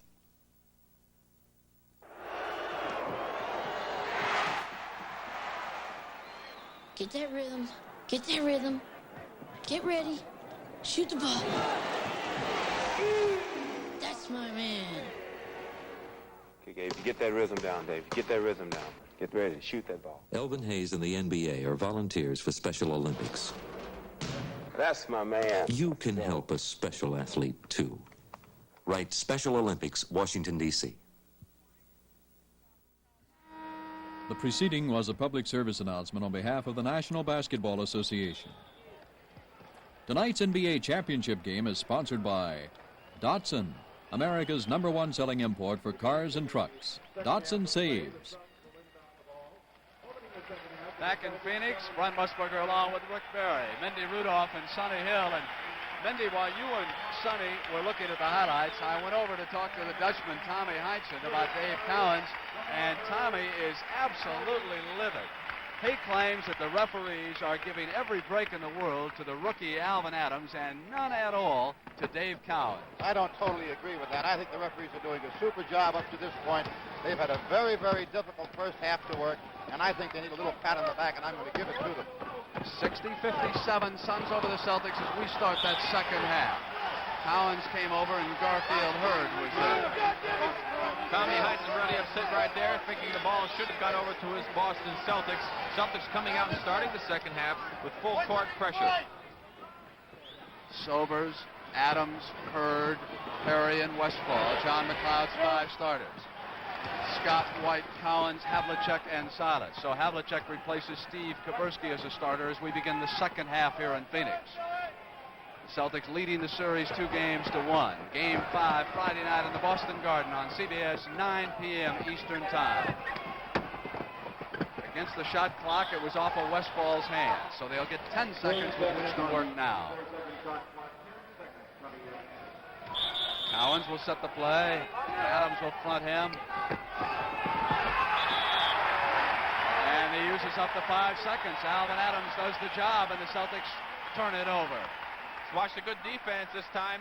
Alvan Adams jumping up, cutting off the passing lanes. Of course, a lot of credit must be given to the rest of the Phoenix Suns for shutting off the openings. Sobers bringing the ball up, and Charlie Scott was in on top of him with his 3rd personal foul. Sobers taking a little rest. One thing Charlie's got to learn to do, and Mindy, I think you'll concur with this, when a lot of physical play takes place out there and Charlie gets called for a couple of fouls, he tends to lose his composure, and he seems to make another mistake right afterwards. He has got to try to compose himself. He really wasn't upset after that call. He seems to have settled down now. I think a little timing in between has helped him. Rick, I think it also affects his offensive play, too. He tries to overcompensate. Westphal taking the pass, driving to the basket. Turnover. Sobers comes right back up with it. Could not convert on that particular turnover, but a fine defensive play. Cowens to Havlicek. Oh, man. And Cowens right there with the offensive tap in, and here comes the full court pressure. Now they back off. They're going to let Sobers come up. Scott backing away from him. It's 62-59, 10:45 to go. Cowens at the side of Alvan Adams. Lob it into Alvan, who likes to face the basket and pick somebody off. Puts the ball on the floor. Comes up with a jump shot. Completely over the basket, and Havlicek waits to bring it down. Celtics can pull to within 1. Scott was cut off by Sobers, gave it up to Hondo, and here's Paul Silas. They'll give him that shot as they have. Cowens with a miss, and there is Silas' strength. Not outside, it's inside with an offensive rebound and an easy layup. Celtics pull to within 1, and 10:05. Sobers on the penetration, and Scott was pursuing him, and Charlie Scott has picked up his 4th foul. Heinsohn again upset. Charlie Scott talking it over with Manny Sokol. And there is no way that Charlie Scott's going to win that battle, Rick. That's for sure. Take it from me. White stepped up over Westphal and got a piece of Paul's left shoulder as he came up. His 3rd personal. 3 team fouls against the Celtics, none against the Suns. 62-61, Phoenix leading Boston. Just underway in the 3rd quarter. Cowens out on Adams. Here is Ricky Sobers. Got inside Scott. Back to Adams on the drive that time. Put it down, and Heinsohn is furious. He's gone back to the far end of the Celtic bench. He thought for sure that Alvan Adams should be called for an offensive charge on that play. But instead he got the field goal and drew the foul. There's Tommy Heinsohn, but John Coley, his assistant coach, ran right over and got right in front of Tommy Heinsohn. He was afraid that Tommy might really go crazy and get thrown out of this ball game because he has picked up 1 technical foul. Now let's watch this replay. Here's the play coming up. Westphal hit Adams. Westphal makes the pass over to Sobers. Sobers will penetrate now. You'll see a pitch off to Adams. Adams charges in. Paul Silas moving over and not establishing his position until after Alvan Adams had committed himself in the air. And you must be there 1 step beforehand. He was on the move, Rick. Absolutely right. 4 fouls on Paul Silas. John Havlicek has switched to the backcourt for the first time in this game. Kaversky, Silas, and Cowens will go up front for the Celtics. Havlicek and White. Scott takes a break. Silas gets inside. Shot won't fall. John Havlicek is tied up inside. We're going to have a jump ball. The action is getting hot and heavy underneath the boards. Boy, I'll tell you, there's more physical contact under there. The Suns should control this tap, Brent. And they do, Rick. Heard tips it over to Sobers. 9:35 left in the 3rd quarter. 65-61. Suns over the Celtics. Kaversky out on Perry. Gar Heard using Perry as a screen. Kaversky outlet to Havlicek. Celtics within 2 field goals. Here's Kaversky from the left baseline. Now they're within 1. Cowens pressuring the ball, and Alvan Adams. Westphal sets the play on the backcourt. Havlicek will take Paul. White goes over on Sobers. 2-point lead by the Suns. Guards crisscross. Heard tries to pick off JoJo White. Up over Sobers' head to Gar Heard. Gives it off to Alvan Adams. And Dave Cowens yanks it down, and now the Celtics can tie it with 8:52 left in the 3rd. JoJo White on the penetration. drew the foul, but the ball would not go, and it was Garfield Heard, number 24, who pushed him as he began his assault. We're going to have a timeout call right here. 8 minutes and 49 seconds to go in the third quarter. The Suns over the Boston Celtics by a score of 65 to 63. We've asked these men to help demonstrate the advantages of a Datsun 5-door wagon over ordinary 3-door wagons. With the Datsun 5-door wagon, you can get in the back seat easier and quicker, which means you can leave quicker. We both get in at the same time. On 3 now, I think we got... Datsun saves. See the Datsun 610 and 710 5-door wagons at your Datsun dealer.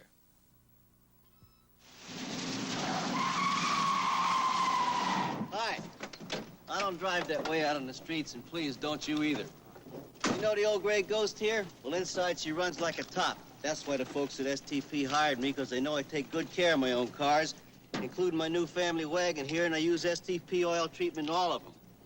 They want me to tell you why? I'll tell you why. On account of it works. And that's the name of that tune.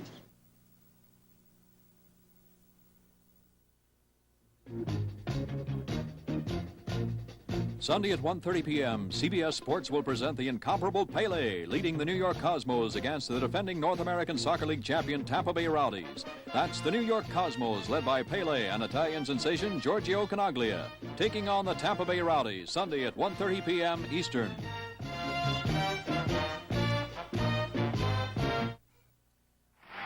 Coming to CBS Sunday afternoon, Pele and all that gang. Action from the North American Soccer League as the New York Cosmos will take on the Tampa Bay Rowdies. That's this Sunday. Saturday, don't forget the Belmont. Super Joe Einhorn. If Super Joe makes it, Mindy Rudolph said he's going to go out and challenge him and try to get over 17 buses. There is no way that he's getting one of them, baby. Maybe if they're miniature ones, I'll try it on a hopscotch. JoJo White has tied it up with 8:46 to go in the third quarter. As Rick and Mindy have pointed out, it's getting hot and heavy underneath the boards. Adams cut away, slid off of Kaburski and went out of bounds over there. That play was ineffective. Gar Heard evidently didn't know what the play was. He brought his defensive man, Kaburski, into the play and caused the mess up. Kaburski. Silas is at that offensive board again. And on the strength of that basket, the Boston Celtics take a lead on the Phoenix Suns, 67 to 65. Boston trying to keep the forwards out. Silas couldn't stop Heard. JoJo White rotated back that time. That's a good play by JoJo White. Now here we see the last basket. Kapersky coming up, gets the easy jump shot. Now watch Silas come into your picture. Nobody even near him. Adams with Kapersky switching off on him.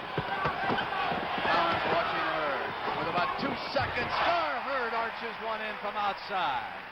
Tied at 67. 8 minutes to go in the third quarter.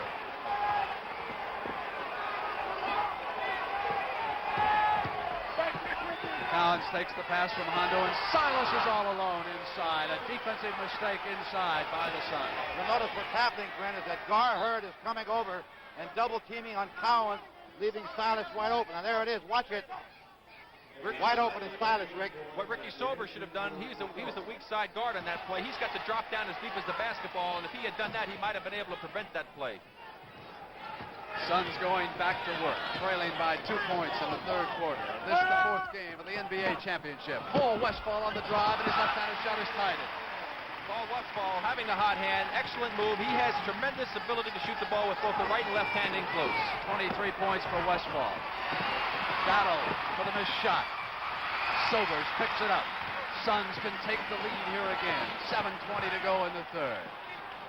Gives it up to Alvan Adams. Adams faces the basket. Cowens out on him. Cowens goes with him. And it was Steve Kaburski who stepped over and committed the foul on the pass, which was coming inside. And on Kaburski, his fourth personal foul. 5 team fouls against the Celtics and only 1 against the Suns. It's a tough break for the Celtics. They were playing excellent defense that time. Dave Cowens forcing Alvan Adams out of his range to the corner. Steve Kaburski a little bit over-aggressive, trying to get the ball away from Curtis Perry. Suns lead.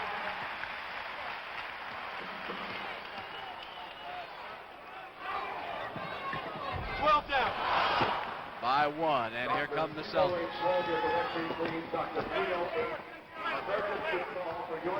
Kaburski helping White out. Sobers stays with JoJo. Now JoJo goes underneath, and here's Kaburski facing the basket. JoJo takes it left corner, short. Adams, and it was pushing underneath. And a silly foul by Alvan Adams that time. There was a bad shot by JoJo White. He was off balance, a little bit out of his range. The ball bounced out far. Adams had the ball without any difficulty, but he pushed off on Dave Cowens, and it's fouls like that that can really cause a team a lot of trouble. They have to be a little bit smarter in situations like that.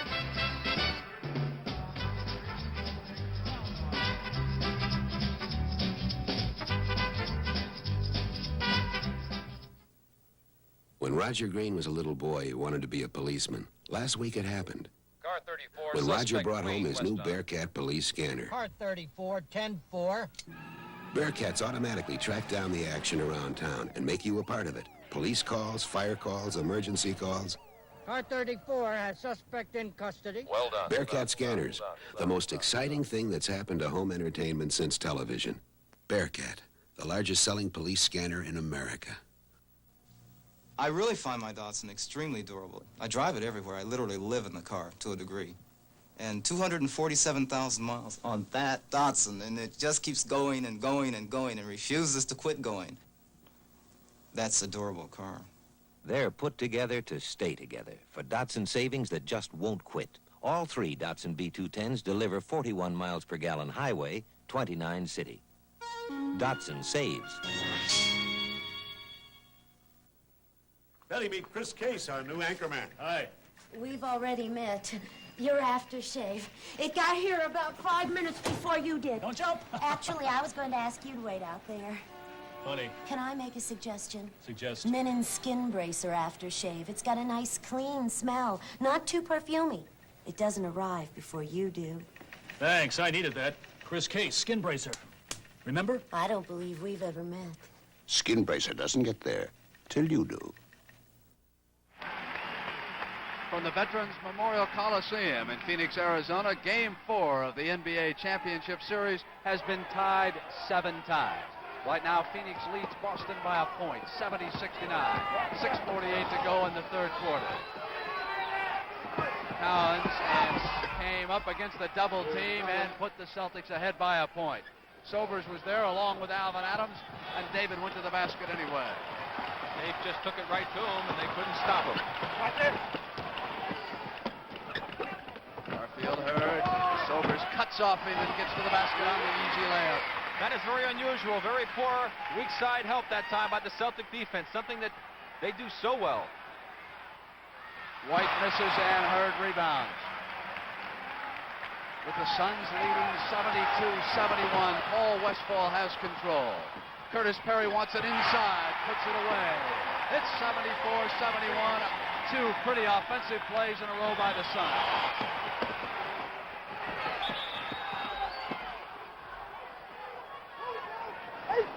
Let's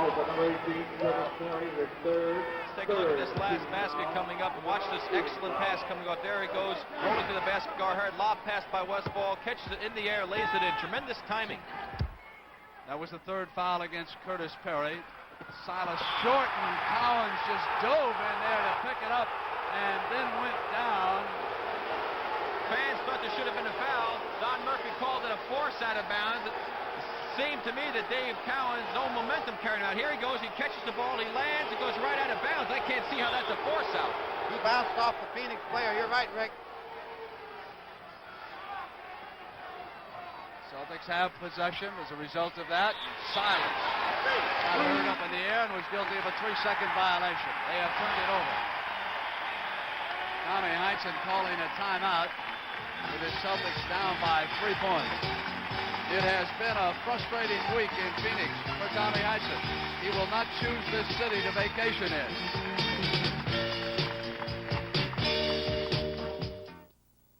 Ask a friend about Firestone, Firestone, Firestone. Firestone is really terrific. And they've always helped me because I'm alone and I have to depend on them. Firestone steel-belted Radio 500s are built by craftsmen, piece by piece. But when it comes to how they perform, just ask a friend. I'd recommend him all my friends, even my son-in-law. Firestone. State Farm agent Doug Mays. We specialize, of course, in the personal lines, meaning the automobile insurance, the fire insurance, the life insurance. They want someone who's professional, someone they can have confidence in, and they want to be able to understand what they're buying. State Farm agent Jim Golden. For their family. But most of all, they want someone that they can count on to be there when they need him. And I think most people will find that a State Farm agent's that kind of a guy. State Farm is there.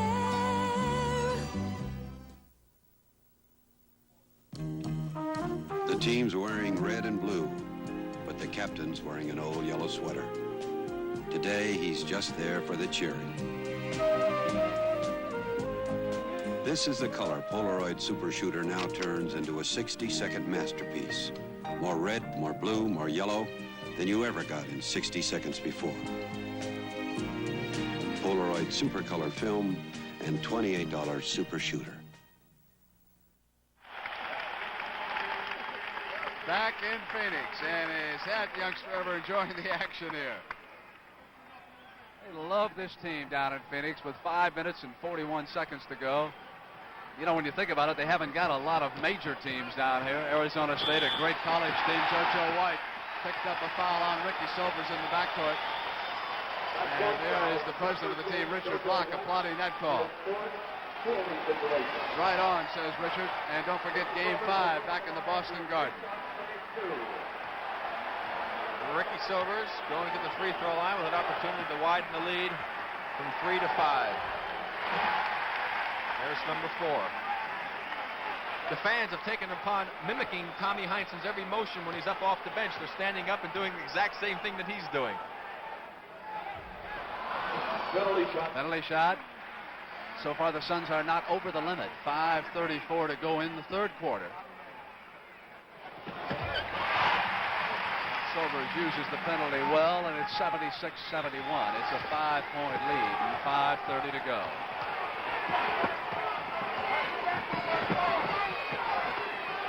Cowens working against Autry. Autry went down, and the foul is against number 18, David Cowens.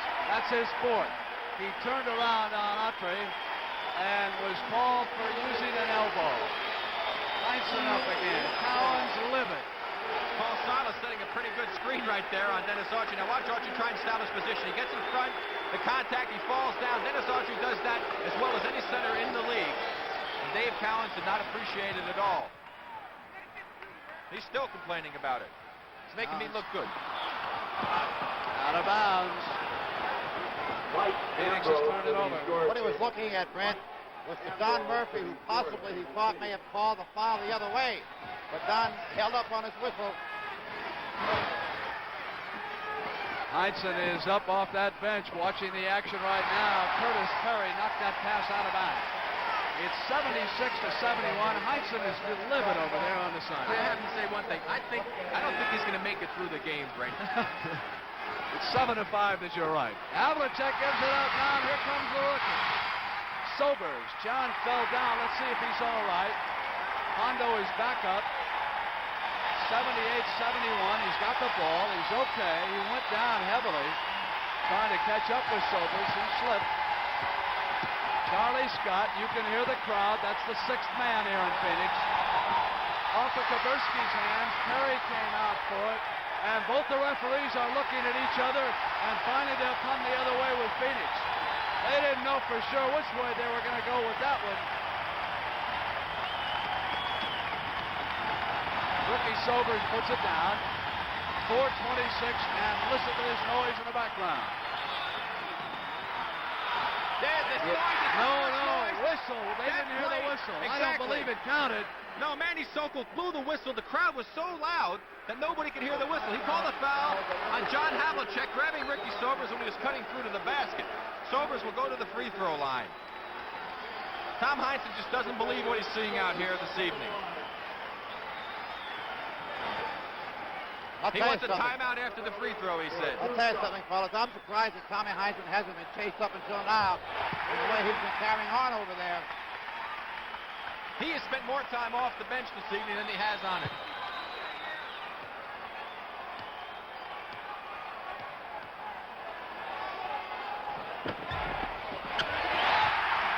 is called, which is what Tommy Heinsohn told John Havlicek.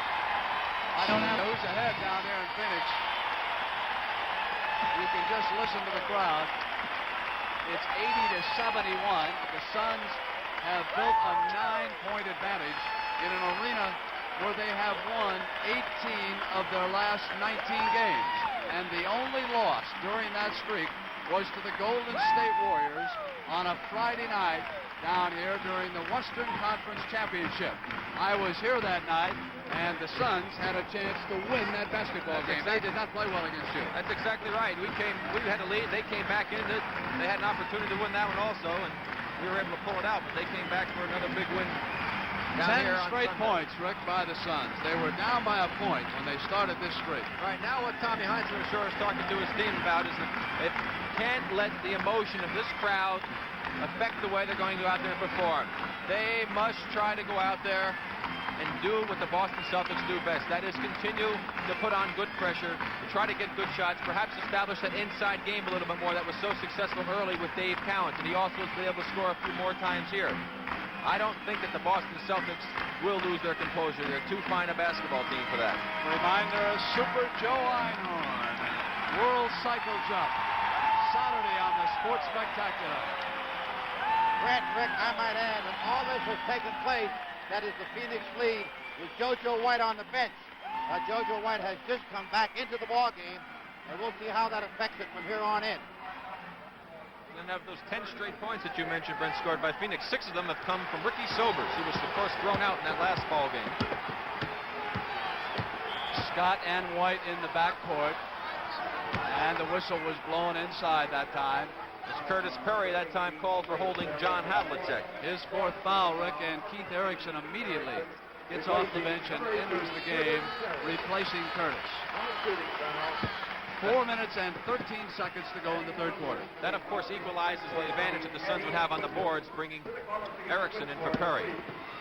White gives it back to Silas on the roll off of that pick. Cowens was there, won't go back down. Hurt gives it up, and here's Sobers, who's had a hot hand recently.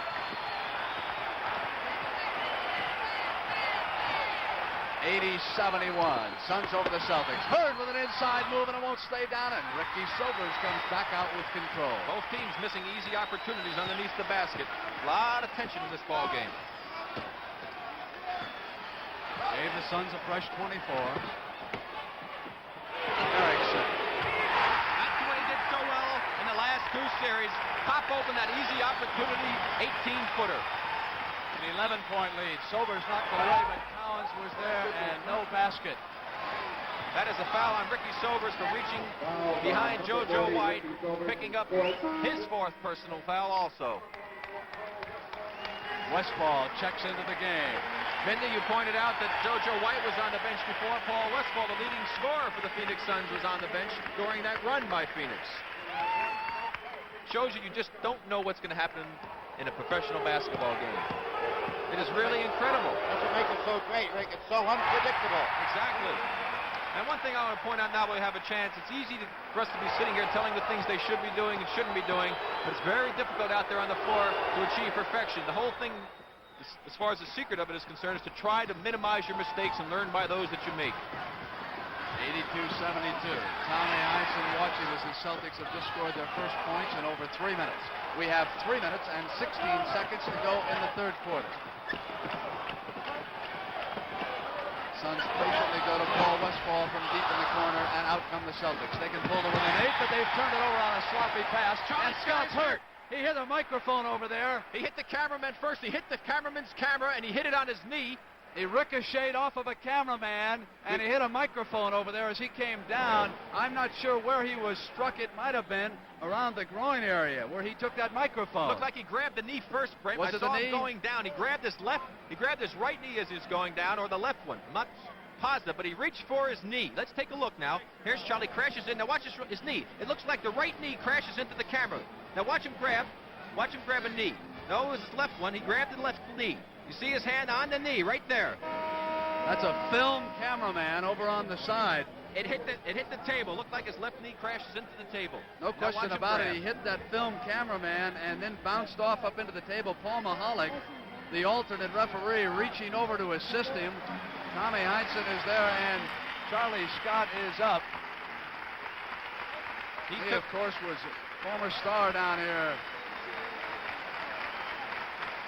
And I'm happy to see that, Brent. The crowd here, as intense as this series has been, they're giving Charlie Scott an ovation, and that is really good to see. That's good sportsmanship. Rick, let's keep an eye on that knee, however. Charlie still bending down, trying to stretch it.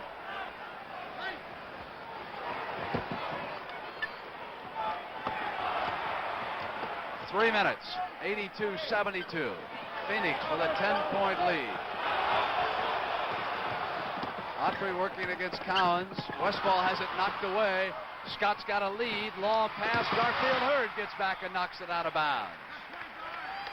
Well, the knee didn't seem to affect Charlie's quickness that time. He used his hands very well, anticipated well, knocked the ball out of the hands of Paul Westphal.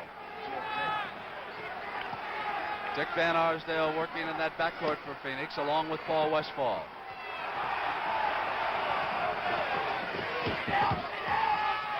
Havlicek comes up on Westphal, misses off Autry's hands and off the side of his body and out of bounds. Dave Cowens with a smart play there, knocked the ball off of Dennis Autry out of bounds. Al Bianchi yelling instructions. He is the assistant to John McLeod. Cowens pops out. Havlicek, and he traveled as the two of them. Havlicek and Scott got tangled up with the offensive rebound, and they have turned it over. Let's watch this play. Watch Charlie Scott and John Havlicek both push the man out of the way, and John catches it, loses his balance, and walks with it. But Charlie Scott just shoved one of the Phoenix Suns off to get that rebound. 2 minutes and 15 seconds left in the third quarter of game 4. Erickson gives it up to Westphal. Cowens yelling defensive instructions. Autry gets back. Cowens gets inside position and takes it down. 2-on-1, and Scott very good breaking that time. Knee not bothering him. 82-74, 1:56 to go in the third. And Arsdale goes down. Here comes Scott. It's 2-on-1. Scott has a gimme. It is 82-76, and back they come, the men in green.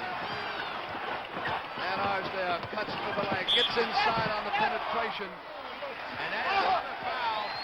This time it's going to be on Charlie Scott again. That's going to be his 5th personal foul. And he is a little bit upset about it.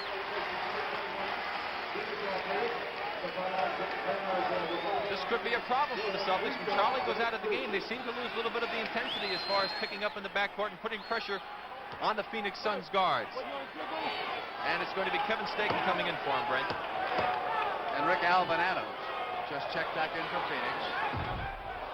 So the rookie is back at center. He's going to finish out the third quarter. They'll start the fourth.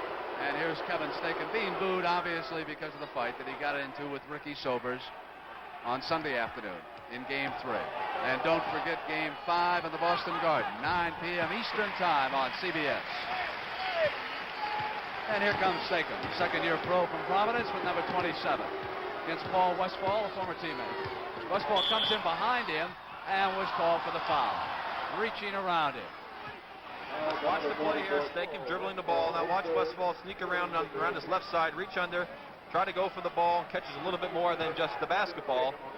And in this situation, with an 8-point lead, only a minute and a half to go in the third quarter, that's a little bit of a gamble. Kevin Staken was not in a good position to be an offensive threat, and that's a silly foul, I would say, right there by Paul Westphal.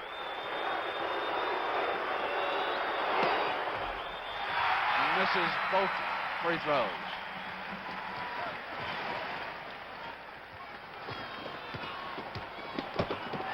And Arsdale was out to pick. Westphal went around him. He got to the left baseline. Heinsohn screaming over on the Celtic bench. Van Arsdale pump shot. It's 10 points again. Phoenix ahead of Boston. And Van Arsdale blocked JoJo White. And Van Arsdale says, I had my position. Okay, Mindy. This is another one of those calls.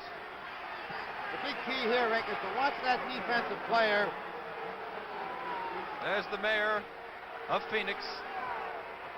She was very happy about the play that she saw there. I'm sure that the expression was not quite the same on the last one. On those blocks and charges, Rick, it's the defensive player that usually will cause the contact. You've got to watch whether he's retreating or whether he is stationary. Celtics trailing the Suns by 8 points and 1 minute to play in the third quarter.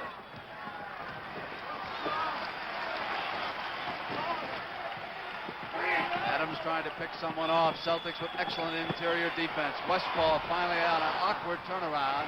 Couldn't get it in. And here come the Celts. They can pull to within 6.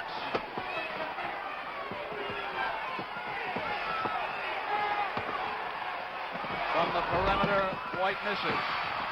Celtics battle to save it, and they do. 2 players out of bounds, Silas and JoJo. Ball back to Stakem. Van Arsdale now joins the attack. Cowens puts it down.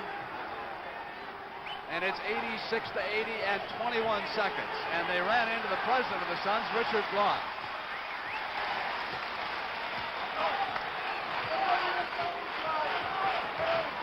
Losing the clock finally. Westphal drove into Dave Cowens. Cowens jumped in on him.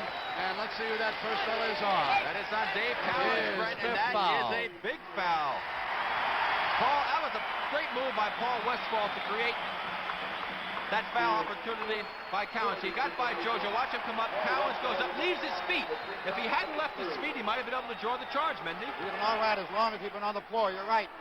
The thing I can't understand right now, Rick, is the driving lane has opened up and the Celtics are not shutting the Phoenix Suns off. The weak side help has left a little bit to be desired.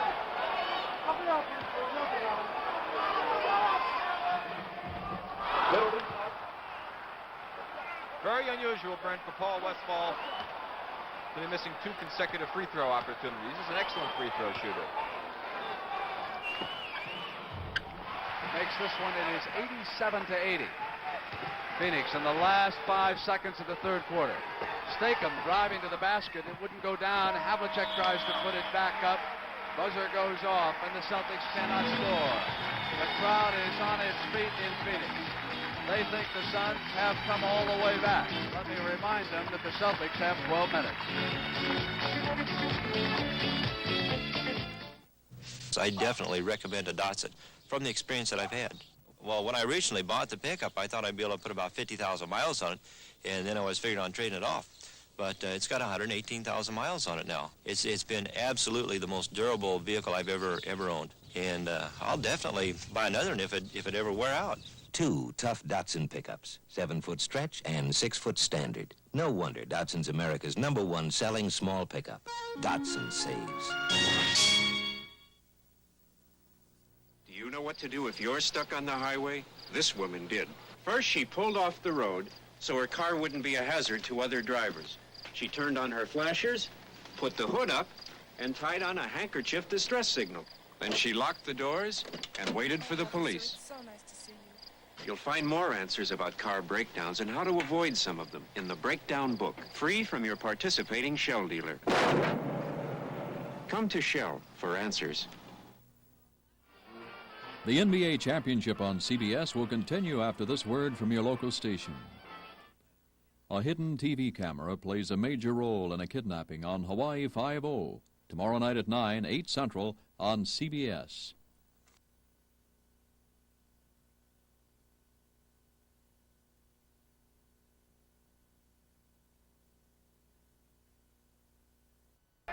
Charlie Scott applying ice to that left knee, which he banged against the scorer's table when he tripped over a film cameraman. Celtics go back to work with Scott on the bench. So far, we have had 55 fouls called in this game. There were 65 called in Game 3 here Sunday. It's been that tough. White got inside, hit the basket, and drew the foul. JoJo White. Sobers. JoJo White showing why he is such an effective performer. He has been probably one of the most consistent of the Celtics throughout the season as well as in the playoffs. Sobers will be playing with 5 personal fouls. He won't be playing long, Brent. They're bringing in Phil Lumpkin. 3-point play for White makes it 87-83. Sobers back quickly. He's been working along with Van Arsdale, Erickson, Gar Heard, and Alvan Adams. Turnaround by Heard. Nice soft cut shot by Gar Heard. We haven't heard very much from Alvan Adams, and I would expect to see him start to do a little bit more offensively for the Phoenix Suns. Jimmy Ard is in the game now with Dave Cowens on the bench. Right, especially with Ard out. Havlicek inside pass to Silas, who put it on the floor. Still went back up and got the basket. 89-85. It's 4 points. Stay with Ard in the game. This is who we capitalized on in game number 3 against Jimmy Ard. Alvan Adams. Phoenix offense extremely spread out right now. And Arsdale working against the shot clock, and the ball was knocked out of bounds. Touch last by Staken. That's a break for the Suns. They would have had to force up a difficult shot. Now they get 10 more seconds to work for a good opportunity. And Rick, here's Lumpkin checking in as Sobers goes out. Let's see if they take JoJo down and try to post him over Lumpkin. Gar Heard got into the center. Havlicek got a hand on that ball. 89-85. Celts can pull to within 2 points.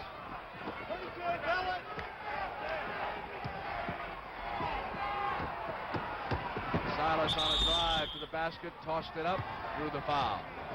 Very important at this stage, Brent. That's 2 team fouls now on the Phoenix Suns.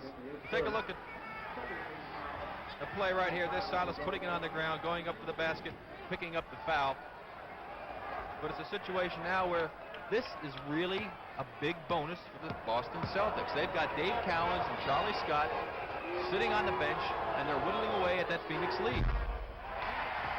Curtis Perry checks in for Phoenix. Gar Heard goes out. That personal against Phil Lumpkin, his first. John McLeod's wife looking on. They've only been married for about a year and a half or 2.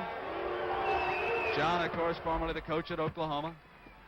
One statistic that's very important for the Phoenix Suns, they were able to stay even with the Celtics on the boards, 23 each in the first half. White was back pressuring and almost took it away from Alvan Adams. Now Perry with the ball on the floor. Very good call by Manny Sokol. It's going to be a 10-second violation in the backcourt. They did not get the ball across the half-court line in time.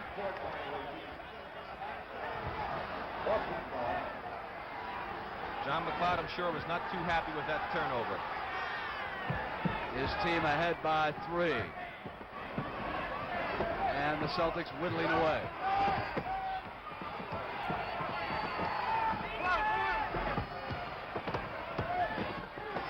Stakem.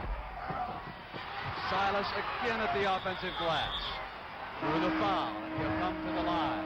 Paul Silas has really been a thorn in the side of the Phoenix Suns, and here he's going to exhibit why he is the performer that he is in this game. Look at this great move that he makes here and slides inside, uses good position, keeps the ball alive, comes back, gets it again, goes up, picks up the foul. 4 fouls on Keith Erickson. Celtics down by 3. The only other player I've ever seen who was as proficient in offensive rebounding and did not have great jumping ability was Bailey Howell. Paul Westphal, who has just checked back in. And as he does, the scoreboard shows 3 team fouls against Phoenix and none against the Celtics. Down to the 10-minute mark. Suns need a victory here to even up this championship surge. Boston would dearly love to go back to the Garden leading 3 games to 1. Adams to Van Arsdale, who cut off his man beautifully, and that's why Alvan Adams was the Rookie of the Year. 91-87, it's a 4-point lead, and 9 minutes and 40 seconds on that clock. Stakem missing. Battle for the loose ball out of bounds, and it will go over and out of Phoenix.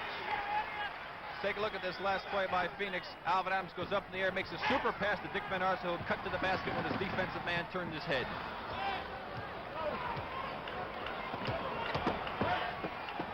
Erickson wanted to give it to Van Arsdale, not open, so he takes the shot.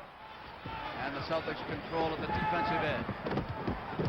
Chance to pull to within 2 points. Ard was driving to the basket that time, and the crowd thought he should have been called for an offensive foul. Jimmy Ard is a little mechanical in his moves. Let's watch the play here. Now notice his left shoulder. He's going to dip his left shoulder as he makes the fake and goes to the basket. Watch his left shoulder. He tries to lean in right there.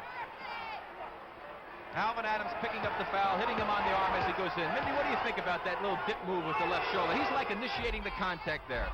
It depends again, Rick, on the position that the referee is in, whether he can see it or not. Of course, if he can get away with it, he'll do it all night. Right.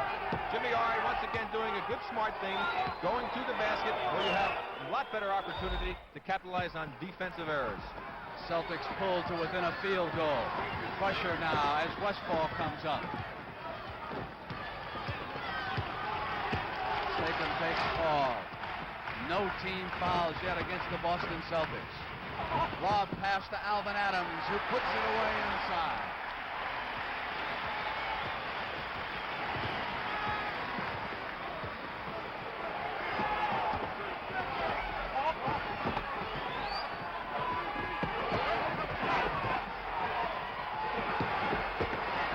Ball movement by the Celtics as they try to get an inside shot, and they do, successfully by Jimmy Orr. 93-91. 8 minutes and 25 seconds to go. Charlie Scott on that Celtic bench with 5 personals. Ricky Sobers on the Phoenix bench. He has 5. Those are the only 2 regulars with 5. Adams. 2 quick field goals by the Rookie of the Year, and here he comes again in the 4th quarter. It's 95-91. Cowens still on the bench over there for the Celtics. He has 5 fouls also.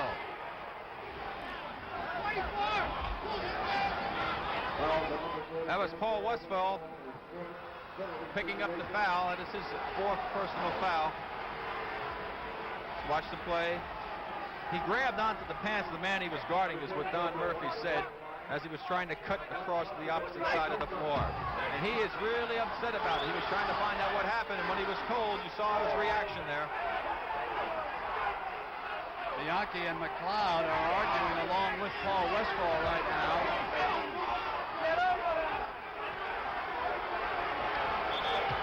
They're claiming that it was Kevin Stakem who should be at the foul line, I believe, rather than JoJo White. They said JoJo wasn't even in the play and he shouldn't be at the line. It was Kevin Stakem. You can see why, watching JoJo put his free throws down. 95-93, 8:04. Suns ahead, and they are still complaining about the fact that it was JoJo White who was at the free throw line instead of Kevin Stakem. Got a timeout in the last 8:03 coming up.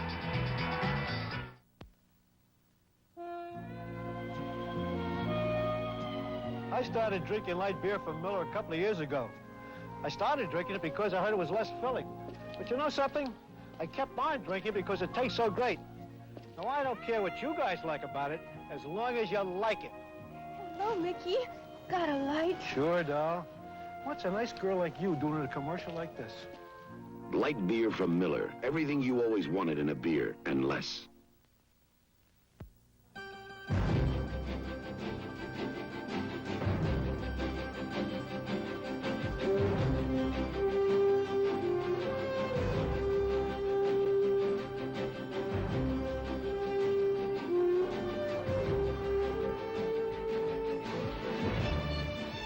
We're Transamerica, the people in the pyramid. And we're going to give you first-rate service at a fair price from every company that's part of Transamerica. From Occidental Life of California and Budget Rent-A-Car. From Pacific Finance and Transamerica Insurance. From United Artists and Lion Moving and Storage. From every Transamerica company, we promise first-rate service at a fair price every time.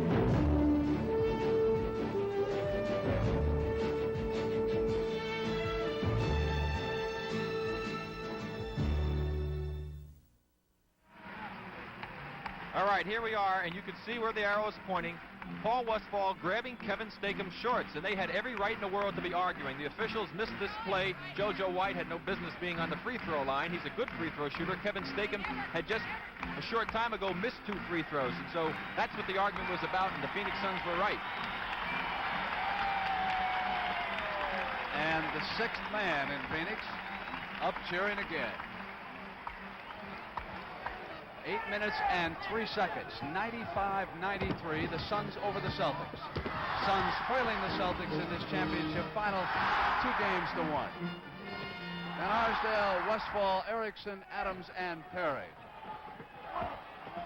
Shot clock goes down towards 5 seconds. Westphal has it blocked by Jimmy Ard, who came across. Well, looked to me like that might have been goaltending. I don't know whether the ball reached his height or not. Jim Ard made a great play on it. I disagree with you, Rick. I think the ball was going up, and I think he caught it before it hit its apex. 10 seconds for the Suns.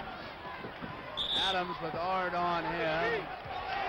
And the foul on John Havlicek. That is John Havlicek's third personal foul.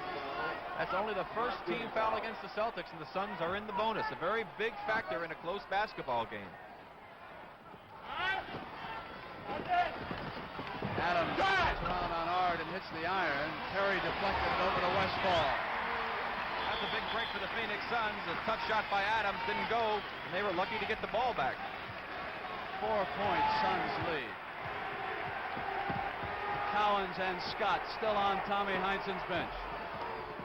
7:20 to go in this game.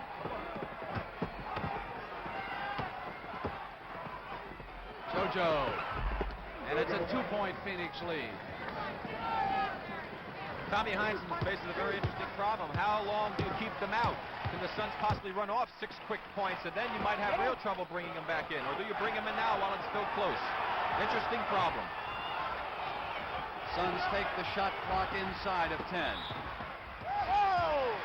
And it was against Jimmy Ard. Let's watch the play here. Notice Jim Ard's hands. Right now he's got 2 hands on. Now there's one. There's one. Now he's got both hands again. He still has another hand on him. He's playing him totally with his hands. 3 fouls on Ard. Adams drives. Was going to pass it. Kept the ball in his right hand. Tremendous ball control. And just banked it in. It's 99-95. 6:40. Ard against Adams and Curtis Perry. That is a terrible shot to be taking at this stage. That is not Jim Ard's play. Alvan Adams brings it home. It's 101-95, and Tommy Heinsohn has got to get Cowens and Scott back in this ballgame. I don't think he can wait, Rick. I don't think so. He's got to get in there, and there's the pass to Adams. The bad shot enabled this breaking dunk by Alvan Adams.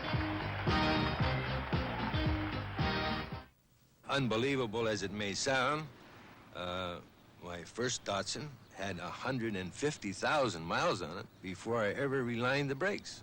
The car is durable, reliable, dependable, and I do believe that with a little care and maybe love and affection, the car may run forever. Like all Datsuns, economical B210s make the savings last. Datsun saves. This is an amazing new chemical fiber called Aramid Plus. Pound for pound, it is 5 times stronger than steel. Put this fiber in a radial tire and it'll ride smoother than a steel-belted radial. It absorbs vibrations like an extra shock absorber. Kelly Springfield designed its newest radial tire with Aramid Plus. Strong, smooth riding, the finest Kelly Springfield radial tire ever made. Aramid Plus, it's a step ahead of steel. Kelly Springfield. Tires that make a world of difference. Hey, good buddies, you got lead foot. Traffic is wall to wall. Lots of steamers. Hope my heat light doesn't show its color. Come on. Leadfoot, you got the yellow night. My rig's loaded with what you might need. A big, fresh fill of Prestone coolant to fight boilovers. And Prestone coolant system products for their special cash refund. Yellow Knight, where is that deal? At that Prestone display now.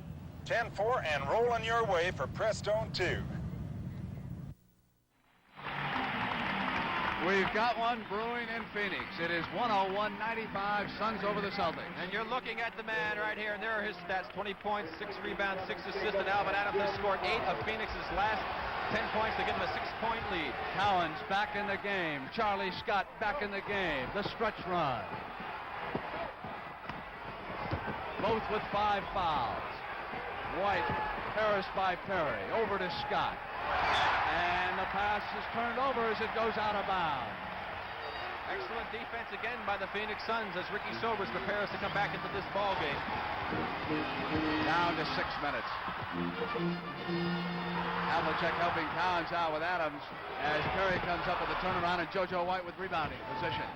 Celtics trailing by those 6 points, and White pressuring, and Keith Erickson came from behind, got a hand on the ball and forced the turnover. Great pursuit by Keith Erickson that time.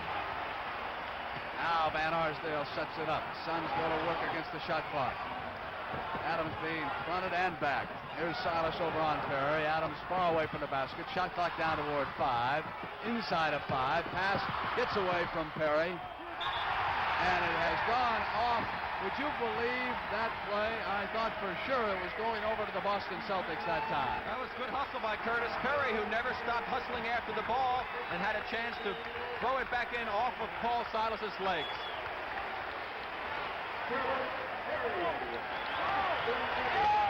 Perry going out right now, and Garfield Heard throws the inbounds pass to Adams. And it is Westphal, 103 to 95. Paul Westphal with a great head fake, and the defensive man made the big mistake that you shouldn't do, leave your feet defensively. Celtics trail by 8 points. Cowens wanted to give it right back to Charlie Scott, and it goes off the Celtics and back to the Suns. This is not what you expect to see, the Boston Celtics making silly turnovers. Those are the type of plays that really hurt in a close ball game, and they usually are the team that has the poise and executes so well. Very reminiscent of what we did in Game 7. 4:55, 103-95. Erickson off the iron. Havlicek comes out, and the Celtics got a 3-on-2 developing. Scott over on the right takes the pass, gives it up to JoJo, and it was Ricky Sobers who jumped over on the defense. Celtics had a good opportunity there, but give credit to Ricky Sobers for a fine defensive effort. 4 minutes and 43 seconds to play. Suns battling to tie this championship up. Havlicek puts it down. 103-97. It is a 6-point Suns lead. Sobers loses it, but Westphal was right there. The Suns will patiently go to work now on the clocks. Heard holds it. Shot clock motoring down to 7, and on the turnaround, Westphal missed it, and the Celtics can close the gap right now. 4:15 on the clock. Scott turns inside of Paul Westphal, who kept a hand on the ball. It'll be the Celtics. They'll set an inbounds play. Charlie Scott will throw it in. JoJo White's the deep man, and Cowens pops to the side, and here's Silas. Havlicek uses the Silas screen but misses, and Garfield Heard did not give the Celtics a second chance. 3 minutes and 55 seconds left in Phoenix. 103-97. Phoenix Suns need to get a good shot here.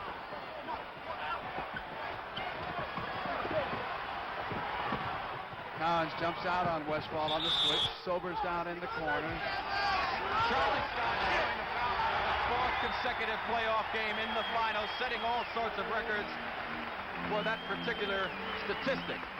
Not exactly one that you would like to see happen if you are a Boston Celtics fan, especially Tommy Heinsohn as being the coach.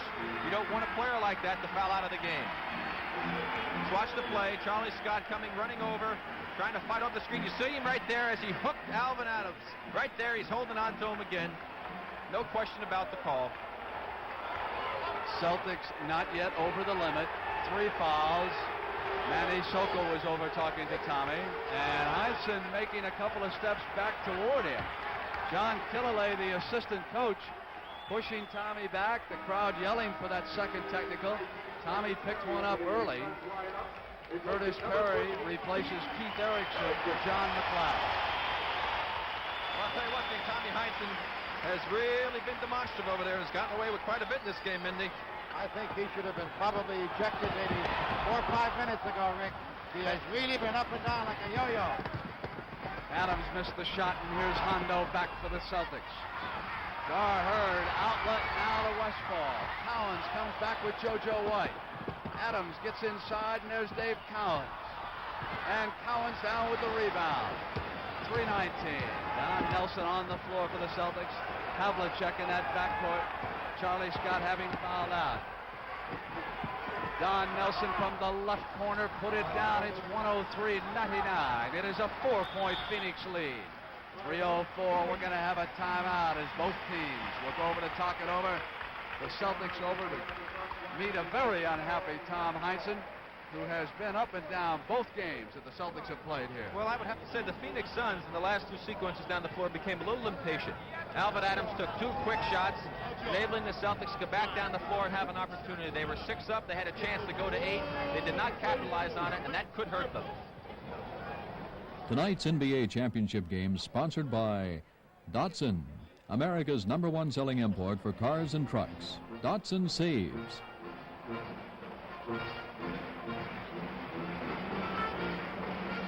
We're back in Phoenix, the Veterans Memorial Coliseum, with 3 minutes and 4 seconds to go, and John McLeod diagramming for the Suns as you look at Paul Westphal's statistics.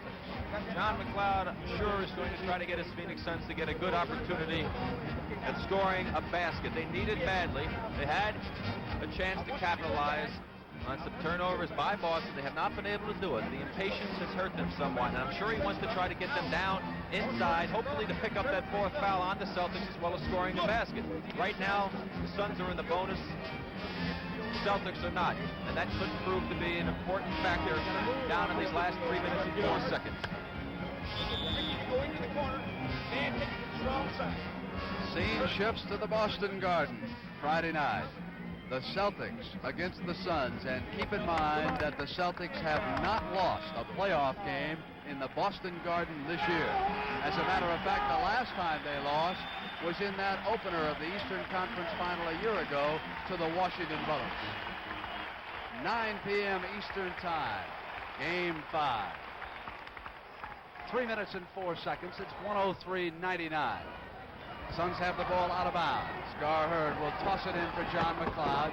Here's Ricky Sobers. Silas goes back down with Heard. A 4-point Phoenix lead. 2 minutes and 55 seconds left in this game. Sobers gives it back to Perry, who drives underneath and puts down a great big basket for them. Exactly what I talked about, Brett. They tried to get inside, and they ran the play to its perfection. 105-99. 2:35 left.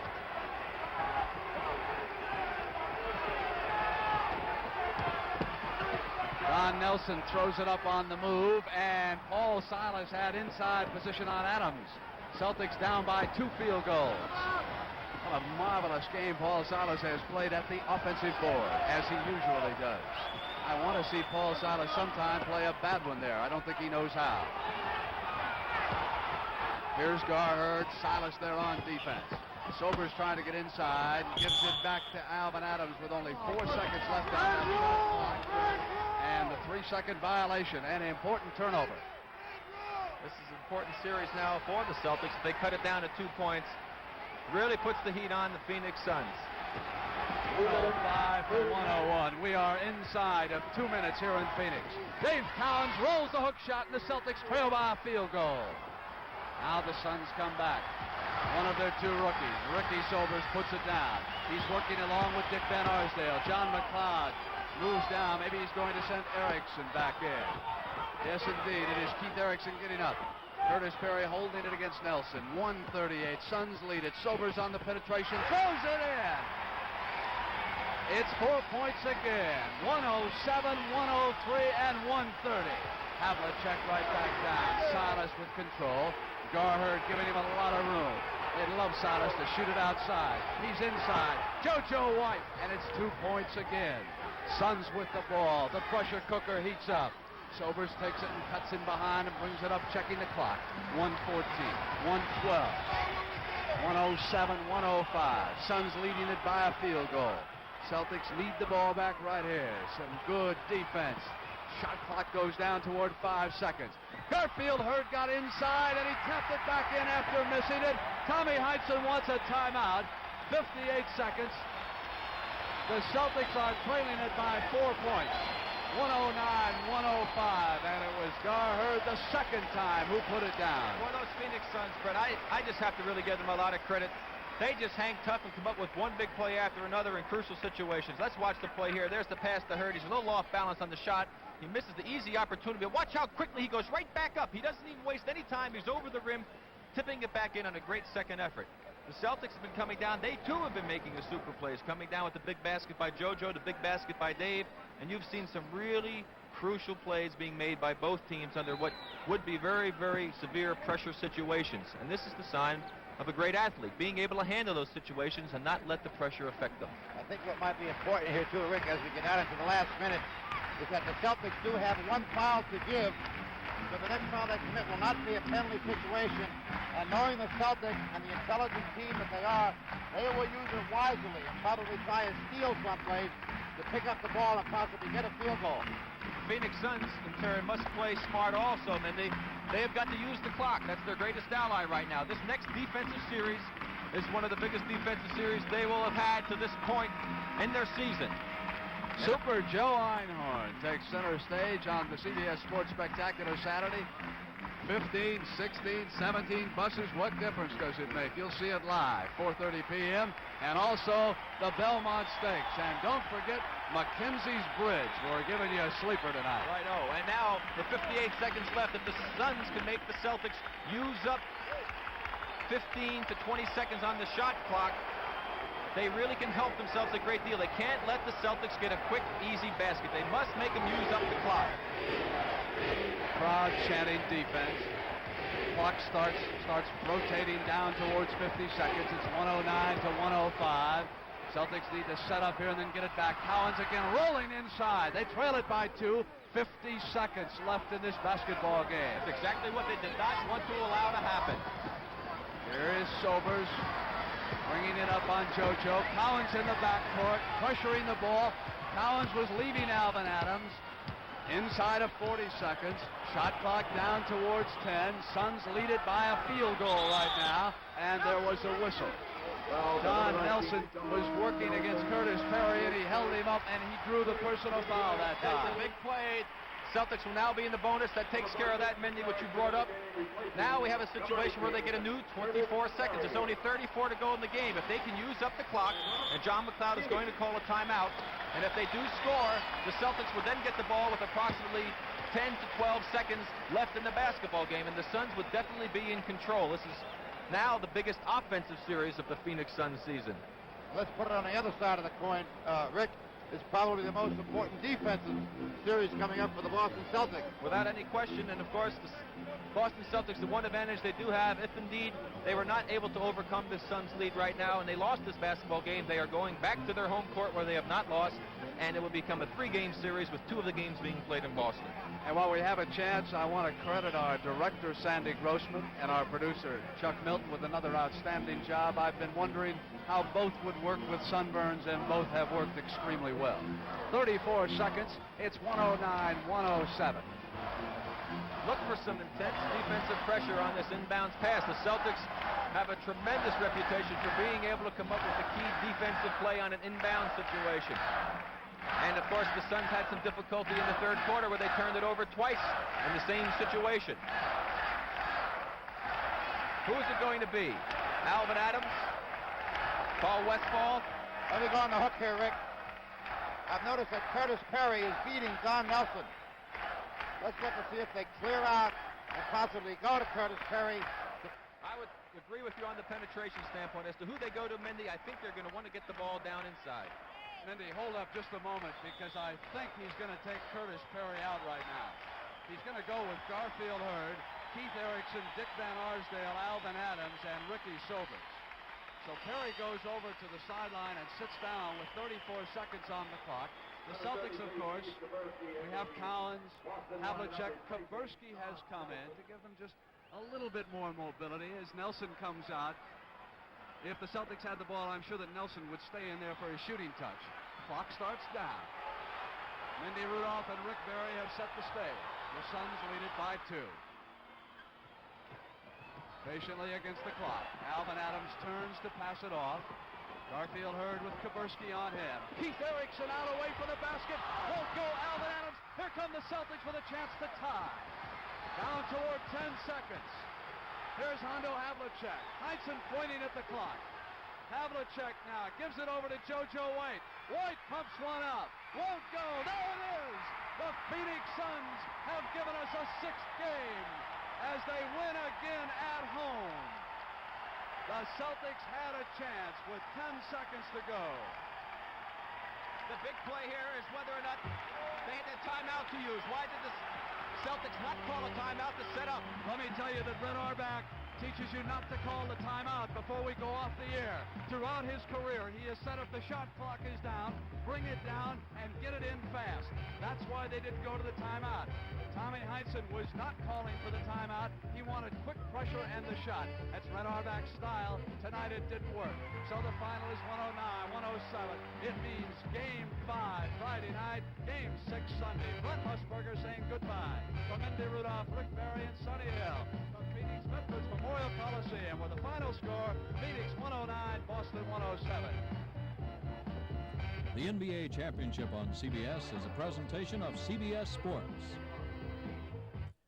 Rona Barrett probes the life and loves of 4 male superstars tomorrow afternoon.